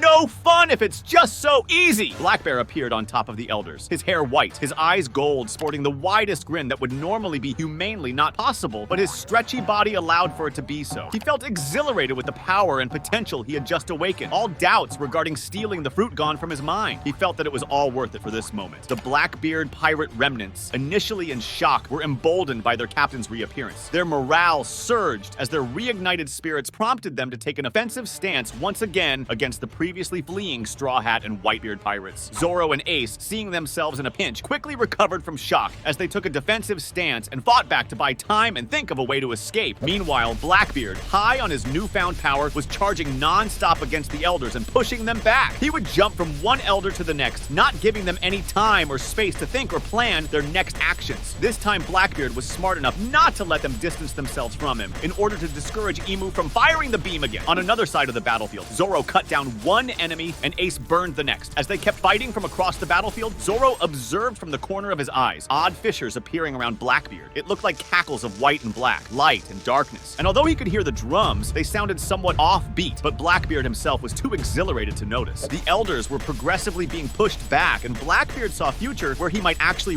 win this war by a landslide. Meanwhile, outside the island on the ships, no one was able to witness the fight anymore due to the unique terraforming of the island shores, which ended up raising them high above sea level. The Marines on the ship planned to target the pirate ships in order to do some damage control. Shanks, who was previously just watching, stepped up again and ominously warned them all to not interfere and let the fight play itself out. Back in the main battlefield, the elders were becoming increasingly worried regarding Blackbeard's growing power and how, if he was left alive, would end up becoming a major threat to them and Emu. They knew for certain that no matter what the sacrifices, they could not let Blackbeard leave this island alive. This might be the only chance they would get to get rid of Nika. After this realization, their attacks became more aggressive and reckless, with no regard for their own safety. The elders, sensing their dwindling power, summoned dark abilities. The sky darkened, and dark clouds started gathering above. Blackbeard, rather than feeling cautious, felt more invigorated as he laughed with joy and power. The air cackled as both the elders and Blackbeard prepared for their next move. It seems as though the elders were about to summon the beam again, not caring about their own safety as the clouds seemed to encompass the whole island. Zoro and Ace realized this and quickly rushed towards the elders to stop them in order to protect their friends. Zoro clashed with Miss Juro, and Blackbeard went to attack Peter. As Ace rushed towards them with his flames, Saint Saturn blocked him. In his desperation to get through to the other elders, he instigated a flurry of attacks, all of which were easily blocked or parried away as Saint Saturn mocked him to not to interfere in their fight. Ace, feeling the same powerless as he did back in the Paramount War, became enraged. He attacked again and again and again. As the Saint was blocking him, he began to observe the colors of the flame change. With each attack, the flames would become brighter and paler and hotter. His hair color started to lighten and his skin began to darken as flames began to erupt from his whole body. He gave one more final burst of attack with an enraged cry as the Saint was sent flying back onto another elder and interrupted them from proceeding to summon the beam. The flames erupted in a massive explosion of heat and light, catching the elders off guard. The resulting explosion shook the very foundation of the island, knocking everyone off their feet. As the dust settled, all the remnants of the revolutionaries, Whitebeard and Straw Hat pirates, and their friends stood united behind Ace. The battlefield was filled with determined faces. Ace screamed to not let another one of his people die in front of him as he charged forward towards the elders again. With a renewed sense of purpose, they charged at Blackbeard and the elders, who had begun to regain their strength. The ensuing battle was a mix of clashing wills, with swords, flames, and hockey clashing against darkness and despair. Back to Blackbeard. As his fight with the elder progressed, he could feel himself slowing down. He started to notice the signs of clashing wills of the devil fruit inside of him. Even in the midst of his worries and clashes with the elder, he laughed and tried to repress Nika. However, he slowly started to lose control of his shadows as the elder got more hits in. The Nika fruit seemed to react to the darkness of Blackbeard's devil fruit, producing bursts of light and laughter that disrupted Blackbeard's control over the shadows. Blackbeard started panicking and was desperately trying to regain control of his newfound power. He unleashed the full might of the Yami Yami no Mi, causing the darkness to fully envelop the battlefield, threatening to swallow all hope. But in that moment of despair, the power of Luffy's will surged forth. The Hito Hito no Mi did not just have a will of its own, but it also inherited Luffy's will on his death. This caused the fruit to awaken in Blackbeard when it realized that Luffy's brother and friends were in danger from the elders, who were a common enemy. It interfered whenever he tried to hurt his friends or family. The Hito Hito no Mi took control of Blackbeard's shadows and manipulated them in ways to target the Blackbeard pirates and the elders while protecting Luffy's friends and their allies. Blackbeard, in his frustration, tried to suppress the fruit but faced internal backlash as multiple wills clashed inside him and he was taking the full brunt of it. As the shadows were wildly attacking Luffy's enemies, Blackbeard could feel internal bodily pain and realized he could not utilize any of his own devil fruits. And if he continued in this particular state for long, he knew for a fact that he would die. His laughter had turned into pained gasps. The sheer incompatibility of the fruit's wills was ripping him from within. He only had a few minutes worth of time to make a decision, to either keep trying and fully regain control by successfully suppressing the Nika fruit, or take advantage of a moment's opportunity to take control and expel the Hito Hito no Mi fruit out of him. He could slowly feel his body returning to its original form, and he knew that was all the time he had to make a decision. Meanwhile, Zoro, taking advantage of the shadows, resumed his onslaught on the elders, pushing them back. He could perceptibly feel Luffy's presence around him and had a brief moment of nostalgia of fighting alongside his captain once more. This feeling reinvigorated his spirit, and he became even more determined and motivated to find the One Piece and achieve both his own and his captain's dreams. He'll find the One Piece for Luffy and his crewmates. Ace, on the other hand, was confused. He could not understand why Blackbeard was helping him. He felt even more enraged, thinking he still wasn't strong enough and needed help from one of the people who was responsible for his brother's death in order to protect his friends. Ace let his rage fuel his flames as he indiscriminately started attacking the Blackbeard pirates. Marco saw Ace and realized how the flames were not only burning Ace's enemies, but was slowly burning himself as well. He realized that although Ace had an awakening, he still had not mastered his own powers and was putting himself in danger. However, due to his rage, he had not noticed yet. Marco rushed towards Ace while calling out to him to stop, but Ace couldn't hear him. Blackbeard had made a decision. Although the power was too good to let go, it was of little use to him if he could not even master it, and his dreams were too important for him to die here due to his own greed. The devil fruits he stole were all in the end a means to an end, and he was not going to risk dying for such a means here today. With a thunderous roar, Blackbeard reached within a void in his chest and with a guttural cry of pain took out a blob of shadow. It looked like a black heart pulsating and drumming the sounds of freedom. The black shadow slowly morphed into a fruit with swirls around it. It was the Hito Hito no Mi. Zoro, who was still observing Blackbeard from a distance, and the elders around him were shocked. The elders quickly tried to rush towards Blackbeard in order to get the devil fruit. However, they were quickly surrounded by the shadows, now in Blackbeard's control. However, expelling the devil fruit from his body had taken a toll on him as he was gasping for air and was left looking sickly and pale. Blackbeard could barely maintain himself on his feet and knew he had to retreat quickly in order to survive and regroup with his own crew. However, if he tried to take the fruit with him, the elders would follow and so would the Marines. Blackbeard closed his eyes once and whispered, "You win this time, Straw Hat!" and called out to Zoro. Zoro looked at him wide-eyed as he caught Luffy's fruit that Blackbeard had just thrown. Time seemed to freeze for him for a moment as he stared at the fruit of his former Captain Luffy. Blackbeard slowly melted into the shadows with a wordless sneer as earthquakes quaked around him. Ace rushed towards him screaming, "Don't let him run away!" Marco rushed towards Ace and stopped him. He told him to let him go as they've at least gotten Luffy's fruit and now they need to prioritize protecting it from the elders. Zoro immediately ate it as he thought he had no choice left. He immediately inherited his captain's devil fruit and will. Now, the attention of the elders are on him and not on Blackbeard. The fight continues as the Alliance now banded behind Zoro as they face the elders. With this power, he thought he could end things here and now as him. The fight continues as with Blackbeard gone, the Pirate Alliance can now focus on fighting the elders. It was a bloody and hard battle with neither side giving any room. At the end though, Zoro, with the help of Ace and his friends, managed to push back the elders, killing Saturn and forcing the others to retreat. Blackbeard was nowhere to be found, and with Shanks' help, the pirates made a safe escape. Zoro managed to fulfill half of the promise he made with Luffy, and now sets his sights on finding the One Piece with the rest of the Straw Hats. Ace joins back with the Whitebeard pirates with their sole goal of finding Blackbeard and getting their revenge. The elders would most likely be killed by Emu for failing their mission. The Straw Hats continue their journey with the Luffy's will as their fuel. And who knows, maybe they might just find what they're looking for. That completes this What If video. As for the next one, what if Whitebeard hadn't been old, sick, and weakened during the Marineford War, but instead had arrived in his prime to rescue Ace? How would the story of One Piece have changed with one of the strongest men at full power? The Moby Dick, the pirate ship of the infamous Whitebeard pirates, was traveling through the Grand Line, but the crewmates weren't in the jolliest of moods. There was a clear tension in the air as news of Ace's capture reached Whitebeard's ears. Marco, Jozu, and Vista were among the commanders gathered as Whitebeard was coming up with a plan. They were surely going to go save Ace, no matter what the cost, but perhaps it wouldn't be wise just to brute force their way through Marine HQ. Whitebeard had faced the Marines for decades, but never had the stakes felt this dire. If they were to storm Marineford, they needed every advantage possible. Whitebeard smashed the arm of the chair he was sitting in. If only he were younger. If only he didn't have to deal with this blasted sickness. And then suddenly, something went off in Whitebeard's head. He had heard of a certain pirate among the worst generation, Jewelry Bonnie. She had a devil fruit that could manipulate the age of others. Could it be what he was looking for? Without hesitation, Whitebeard issued the command. Marco, ever loyal, took to the skies, his azure flames leaving a brilliant streak against the clouds as he sped toward the Sabaudi archipelago. The island reeked of chaos. Smoke curled from shattered buildings, remnants of the recent marine onslaught still fresh in the air. The echoes of the fallen Straw Hat crew whispered through the battered streets, and tension gripped the civilians. The celestial dragons had been enraged, and their cries for order had tightened the Marines' stranglehold on the island. Patrols moved like shadows, scanning the broken landscape for any remaining rebels. Marco weaved through the destruction, his keen eyes searching for his target. His sources had led him to a secluded bar, far from the main avenues. Its wooden frame, worn and weathered, stood untouched amid the chaos. Inside, the dim glow of lanterns flickered against stained walls. The scent of ale and meat lingered in the stale air. There, seated at a corner table, Jewelry Bonnie lounged with an air of indifference, her plate still half full but quickly becoming emptier as she binged. She suddenly caught sight of Marco, and she realized that this wasn't an ordinary pirate. Marco approached Bonnie, and she quickly tried to flee. Marco gave chase and was quick to catch up up to her. Marco introduced himself while she tried to fight him off, and as soon as he mentioned Whitebeard, Bonnie broke out in a cold sweat. Why was an Emperor of the Seas looking for her? The name carried weight, undeniable even to the most reckless of the new generation. Unfortunately, though, the two had made quite the ruckus, and Marines were heading in to check on what was happening. Without further explanation, Marco grabbed Bonnie and flew away with her, despite her protests. On the way, Marco explained that Whitebeard wanted to meet her and assured her that they harbored no ill will toward her. Rather, they needed some help. Bonnie learned about the situation with Ace and that the pirates had something in mind. She wondered if she had anything to gain from this. Marco soon reached the Moby Dick and landed with Bonnie, who was freaking out internally. And then she looked up to see the Emperor himself. Whitebeard sat there with medicines hooked up to him, and she met his gaze. Whitebeard was intimidating, to say the least. He was quite possibly the most intimidating man she had ever seen in her life, and she had seen an admiral fighting in Sabaudi. She couldn't read Whitebeard's expression, but she held her breath as she waited for him to say something. Whitebeard told Bonnie to calm down before he got up and walked toward her. He saw that she was just a child, so he sat down in front of her with his legs folded to seem less intimidating. He then asked Bonnie if he could understand the extent of her devil fruit abilities. Bonnie was nervous, but she told him that she could manipulate age, reversing or accelerating a person's physical form, but the effect was temporary. The moment she was out of range, time would reclaim its original state. Whitebeard carefully listened to her while figuring out the best possible way to go about this. She was his only bet at regaining the strength he needed to fight at Marineford, but if the power only lasted a few minutes, then she'd have to remain close to him at all times to maintain any advantage. There was silence while Whitebeard gathered his thoughts. Bonnie herself was playing with her fingers, nervous and cursing herself for what she had gotten herself into. It looked like she'd be placing herself in a war, and she had no way of saying no. She couldn't possibly defy a Yonko. Whitebeard took a swig from his bottle and broke the tension for a moment. Bonnie looked Whitebeard up and down, and with a measured breath, she presented her terms. She said that if Whitebeard agreed to help her in the future, she would lend her power to his fight, and he would have to keep her safe. She might as well try to get something out of this. The words lingered in the salty air, and Bonnie instantly grew nervous, so she added a please. Whitebeard studied her for a moment before he laughed loudly. He told her that there was no one who could harm her if he regained his strength. With the deal all set, preparations for the war resumed with renewed urgency. The crew began sharpening their weapons, securing their armor, and ensuring their ship was battle-ready. The looming storm of war approached, and with it, the final march toward Marineford. Finally, the day of reckoning had arrived, and the entire fleet had gathered. Marineford was secured by and filled with Marines, but the pirates made their way using a route even they didn't expect. Underwater! 3 ships broke through right into the bay. As Whitebeard's fleet arrived, the Marines stood tense and at the ready. They were expecting war. On the deck of the Moby Dick, all of Whitebeard's commanders gathered before Whitebeard stepped up onto the stage. And as the legend took his first step forward, the world seemed to stop. He was no longer the aged, battle-worn warrior that the world had come to know. Gone was the heavy toll of time, replaced instead by the legendary monster of the past, the Whitebeard of his prime. His muscles, now thick and sculpted with unshaken strength, rippled beneath his coat. His frame was tall and unbreakable, and his golden hair fell to his shoulders. He stood as a testament to the power that had once rivaled the Pirate King himself. His once-lined face was now sharp, his youthful features burning with the same fire that had struck fear into the world decades ago. Bonnie was secured up on Whitebeard's massive shoulder. She looked absolutely tiny as she'd aged herself into a short old granny. The custom-made seat had been fastened onto Whitebeard's cape, and it made sure that Bonnie would be as close to Whitebeard as possible while covered in his hockey. Her heart could have burst from the stress of it all, and she tried to make herself as invisible as possible. Meanwhile, on the execution platform, Garp's fingers clenched into fists. He couldn't believe his eyes, and his head flooded with memories of the past. The Whitebeard that now stood before him was not the one they had planned for. This Whitebeard was the one who had created an entire crew of his own, a man who had rivaled Gol D. Roger in his power. He was known as the strongest man in the world. Memories of their brutal clashes flashed through his mind, the shockwaves of their battles, the ground splitting beneath their feet, the sky itself trembling under the weight of their hockey. His jaw tightened. Beside him, Sengoku's usually composed demeanor cracked. His heart pounded in his chest, the weight of what he was witnessing slamming into him like a tidal wave. He had faced Whitebeard countless times since they were in the same generation, and they had grown older at the same time as well. Whitebeard would have been a threat even when he was old and his body was failing him, but this was something entirely different. Sengoku then glanced at the bump on Whitebeard's shoulder. He suddenly realized that this was an ability of that tiny woman, and as long as she remained, Whitebeard would be the unstoppable force of legend. The 3 admirals, Sakazuki, Kizaru, and Kuzan, watched from their positions. They did know this wasn't going to be an easy fight in the first place, but they didn't expect Whitebeard to come looking like he was even younger than them. They did realize that things had gotten worse, but they couldn't possibly understand how strong this man really was in his prime. But they were going to learn pretty quick. Whitebeard smashed the air around him with his fists, and it cracked! A deafening tremor rippled through the battlefield as an unfathomable force exploded outward from Whitebeard. The waters rose, and actual tsunamis rose way above Marineford. The very island trembled as a monstrous wave of conquerors' hockey flooded Marineford, rolling over the battlefield like an unstoppable tsunami. Marines collapsed by the the hundreds, their bodies hitting the ground before they even understood what had happened. The very ships in the harbor groaned, as if the sea itself was submitting to the force of his will. The sky darkened, the air thickened, and for the first time in years, true terror gripped the hearts of those who had once thought Whitebeard's era was over. The battle had begun, and the world would soon witness the return of the strongest man alive. And then the battle officially began with a massive advantage for Whitebeard. Marineford was the headquarters of the Marines, a fortress built to withstand the greatest threats, but it was suddenly seeming more and more like a toy house. The ground cracked as Whitebeard's massive boots landed on the shore, the air around him thick with the raw pressure of his presence. The tremors of his conqueror's haki still lingered, forcing even veteran Marines to steady themselves against the overwhelming force. Whitebeard smiled and launched himself forward while gripping his Basento. He quickly closed the distance between him and the first line of Marines. They barely had time to react before he made a wide arched slash that sent everyone flying as if they were children. The ground beneath them shattered as he swung his blade, the shockwaves of his movements alone tearing through structures and soldiers alike. Marco soared through the sky next to Whitebeard, looking at the Marines as they made their advance. Sengoku, standing tall on the execution platform, shouted loudly, ordering his soldiers. He told them that they had to prioritize targeting Bonnie. The Marines adjusted their tactics immediately. Gunfire and cannon shots shifted away from the Whitebeard pirates, focusing instead on the tiny cloaked figure perched on Whitebeard's shoulder. The sudden change in priority didn't go unnoticed. Marco's eyes flickered with understanding as he moved instinctively, soaring above Whitebeard and deflecting the first volley of incoming attacks with a burst of phoenix flames. Whitebeard, unshaken, simply swung his Basento downward. The sheer force of his strike sent a seismic wave roaring through the battlefield. The very earth beneath Marineford split open, consuming entire squads of Marines in a devastating fissure. The ocean itself responded to his power, great waves crashing violently against the harbor as though nature itself bowed to his might. Then Whitebeard sensed something approaching. There was a flash of steel before a slash came hurtling towards him. It was a blade of compressed air, refined and deadly, which carved through the battlefield with surgical precision, aimed directly at Whitebeard's chest. The attack had no warning, no buildup. It was clear who was aiming for Whitebeard. None other than the deadliest swordsman in the world could wield such power so effortlessly. Whitebeard's instincts flared. His grip on his Basento tightened as he twisted his body slightly, bringing the weapon upward in a single fluid motion as he met the slash with his weapon. The shockwave from the impact sent ripples through the battlefield as Mihawk's attack was stopped and dispersed against Whitebeard's sheer strength. A smirk tugged at the corner of Whitebeard's lips. With a shift of his stance, he swung his Basento again, this time unleashing his own attack. A monstrous slash of seismic energy carved through the air, roaring towards Mihawk with the fury of an unstoppable storm. It sent Marines flying, and Mihawk quickly raised his blade. He swung Yoru and met Whitebeard's attack head-on. The collision sent an explosion of force outward, the very sky above them parting as the two attacks clashed. Dust and debris swirled through the air as Mihawk held his ground, absorbing the force before lowering his blade slightly. His expression remained calm, but the message was clear. This was not a battle worth fighting. Mihawk took a step back and retreated from the unnecessary conflict. Whitebeard turned his attention back to the battle as he didn't have any time to waste. He didn't want Ace to spend a moment longer than he had to on that execution platform. The Marines kept trying to get to Bonnie, but the crew wasn't going to make it any easier for them. Every attempt that Whitebeard ignored was already handled by one of the commanders. Jozu's diamond-hard body was tough enough to block slashes from the deadliest of swordsmen, so he wasn't about to let any stray attack get through him. He blocked cannon fire with his body and threw huge boulders at the Marines to stop their attempts at firing. Vista himself was an absolute beast as he cut through most of the opposition. Mihawk had already retreated, so there wasn't really any swordsman who could match him blow for blow. Each member of Whitebeard's crew fought with the fury of men who had everything to lose and even more to gain. But Whitebeard himself couldn't have been more of a beast. He truly showed the Marines why he was known as the strongest man in the world to this day. He would have been a force to be reckoned with even without the de-aging, but in his prime he was absolutely ragdolling any Marine dumb enough to get in his way. Even without using the Gura Gura no Mi, his presence was like an earthquake. The battlefield was a war zone that was trembling beneath the weight of Whitebeard's raw power. And then suddenly, the sky looked like it had split. Even Whitebeard looked up in amazement as what looked like captured pirates began falling from the sky. It was none other than Luffy and his band of makeshift criminals. Ace's jaw dropped when he saw his stupid younger brother falling into the battlefield, and then his heart began racing. Luffy was in the most dangerous place he could be in at the moment, all to save him. With a rubberized stretch, Luffy slingshotted himself forward, landing in the midst of battle. His arrival was nothing short of cataclysmic. Marines turned in alarm as he immediately started tearing through their ranks, fists and feet swinging with reckless abandon. Behind him, his impromptu crew of escaped prisoners stormed the battlefield, their presence turning an already chaotic war into further disarray. From his position atop the execution platform, Garp locked eyes on his grandson and clenched his fists. He had to end this, and fast. The old Marine jumped from the execution platform and headed towards Whitebeard. Sengoku didn't waste any time either. He made a run towards Whitebeard alongside Garp, two legends going to face an old rival. Garp Garp gathered his haki, while Sengoku began expanding into his golden Buddha transformation. His massive frame radiated power, golden skin glinting in the sunlight as he prepared for what was to come. Whitebeard had already decimated a huge number of Marine soldiers, and they couldn't even hold him for a second at a time. The destruction in his wake was immeasurable. Entire platoons of Marines had already been reduced to rubble under the sheer weight of his might, and now he was almost within reach of the execution platform. Garp knew that his fighting Whitebeard meant that he was delaying his adopted grandson from being rescued, but the man had no choice. His loyalty to the Marines was all he knew, but his heart wasn't moving along with his decision. Despite this, Garp took a step forward, and the air began to crackle around his fists. Whitebeard readied his Basento after seeing his old enemy in front of him. He yelled at Ace that he would only have to wait for a little bit as he charged his Basento with haki. Garp's Galaxy Impact clashed with Whitebeard's Advanced Conqueror's haki, and the impact was astounding. The shockwave alone caused the execution platform to break, along with the ground around the two. Garp took a fast step back as Sengoku switched over. His massive golden palm descended like a meteor toward Whitebeard, but the man simply lifted his hand up and stopped it. Bonnie had fled from Whitebeard's shoulder at this point and was clinging to the back of his neck for dear life. It was a good thing that Whitebeard's haki was protecting her from the blasts, as any normal person would have been crushed. Garp didn't wait though. He took advantage of the opening and launched himself forward with his fist coated in haki. Whitebeard saw this and pushed Sengoku's arm up before swinging his Basento, powered with the Gura Gura no Mi, and met the attack head on. The impact was earth-shattering, and even Whitebeard staggered. For the first time in this battle, he felt the sheer weight of Garp's strength. The monstrous force behind that single punch sent a tremor rippling through his body. The sound of the impact echoed across Marineford like a cannon blast, sending nearby fighters sprawling from the shockwave alone. But Whitebeard laughed and complimented Garp for still having some semblance of strength from his prime. It wouldn't be enough though. With a mighty roar, he drove his Basento into the ground and unleashed a quake-powered counterattack. The very atmosphere split apart, a colossal shockwave bursting outward in all directions. Garp and Sengoku braced themselves, their combined strength barely keeping them from being thrown back. Meanwhile, amidst the chaos, Luffy had somehow reached Ace as he was sent flying due to the collapse of the execution platform. He grabbed what looked like a key from Mr. 3 and unlocked the shackles on Ace's wrists. The tides of war had shifted once more. With the sea stone cuffs off of him, Ace was finally free. A surge of energy coursed through him, and his flames roared to life as he landed beside Luffy. He hugged his brother tightly before punching him in the head for doing something so dangerous. But there was no time to celebrate as Ace protected Luffy from another shockwave coming from the fight between Whitebeard, Garp, and Sengoku. Whitebeard, laughing with exhilaration, shouted for them to leave. He had been waiting for a fight like this for years, and now, standing against Sengoku and Garp in his prime, he was relishing every second of it. But Sakazuki had other plans for Ace. Like a molten specter of death, the Admiral surged forward, magma spilling from his fists, his burning hatred for pirates fueling every step. His arm morphed into a colossal, hellish fist as he went straight for Ace. Ace barely dodged in time as the magma singed his arm. It shocked him to find out that the magma was hurting him even in his Logia form. Sakazuki wasn't about to waste any time. Seeing that Ace might escape, he targeted Luffy, hoping to get one of the two boys who had been a pain in his neck. Ace saw this and leaped forward, but Whitebeard was quicker. Breaking away from his fight, he blitzed towards Sakazuki with unimaginable speed. The ground shattered beneath his unrelenting charge, and before the Admiral's molten fist could touch either of the two brothers, Whitebeard's fist slammed into Sakazuki's face. Whitebeard arched his blow so that instead of being sent flying, Sakazuki would be driven into the ground. The entire battlefield shook because of Whitebeard's quake-powered punch. A cataclysmic force drove into Sakazuki's skull, and in an instant, his entire body was crushed into the earth beneath him. The magma around him dispersed like steam. Then came the second punch. Whitebeard raised his Basento high, gripping it with both hands, and with a single earth-shattering swing, he slammed it into Sakazuki. The entire island cracked at the blow. A massive fissure tore through Marineford, swallowing Sakazuki in a chasm of destruction. Buildings collapsed, the very foundation of Marineford split apart, and the ocean itself roared as tsunami waves crashed in response. Marco, Vista, Jozu, and the rest of his commanders immediately moved into action. They tore through the Marines who were still conscious and cut a path of escape for Ace and Luffy. Luffy hesitated for a moment, but Ace grabbed him by the arm and told him that they had to leave now. Whitebeard turned back to face his enemies one last time. Garp and Sengoku were rushing toward him, and this time, Kuzan and Kizaru joined in as well. He cracked his knuckles as he stood in front of them. Kuzan struck first. A massive storm erupted from his hands that began to flash freeze everything in an instant. Whitebeard's entire left side began to freeze over, the ice climbing up his leg and encasing his chest in thick crystalline armor. But Whitebeard did not flinch. With a single flex of his muscles, the ice shattered. Before Kuzan could react, Whitebeard moved faster than the Admiral could perceive. His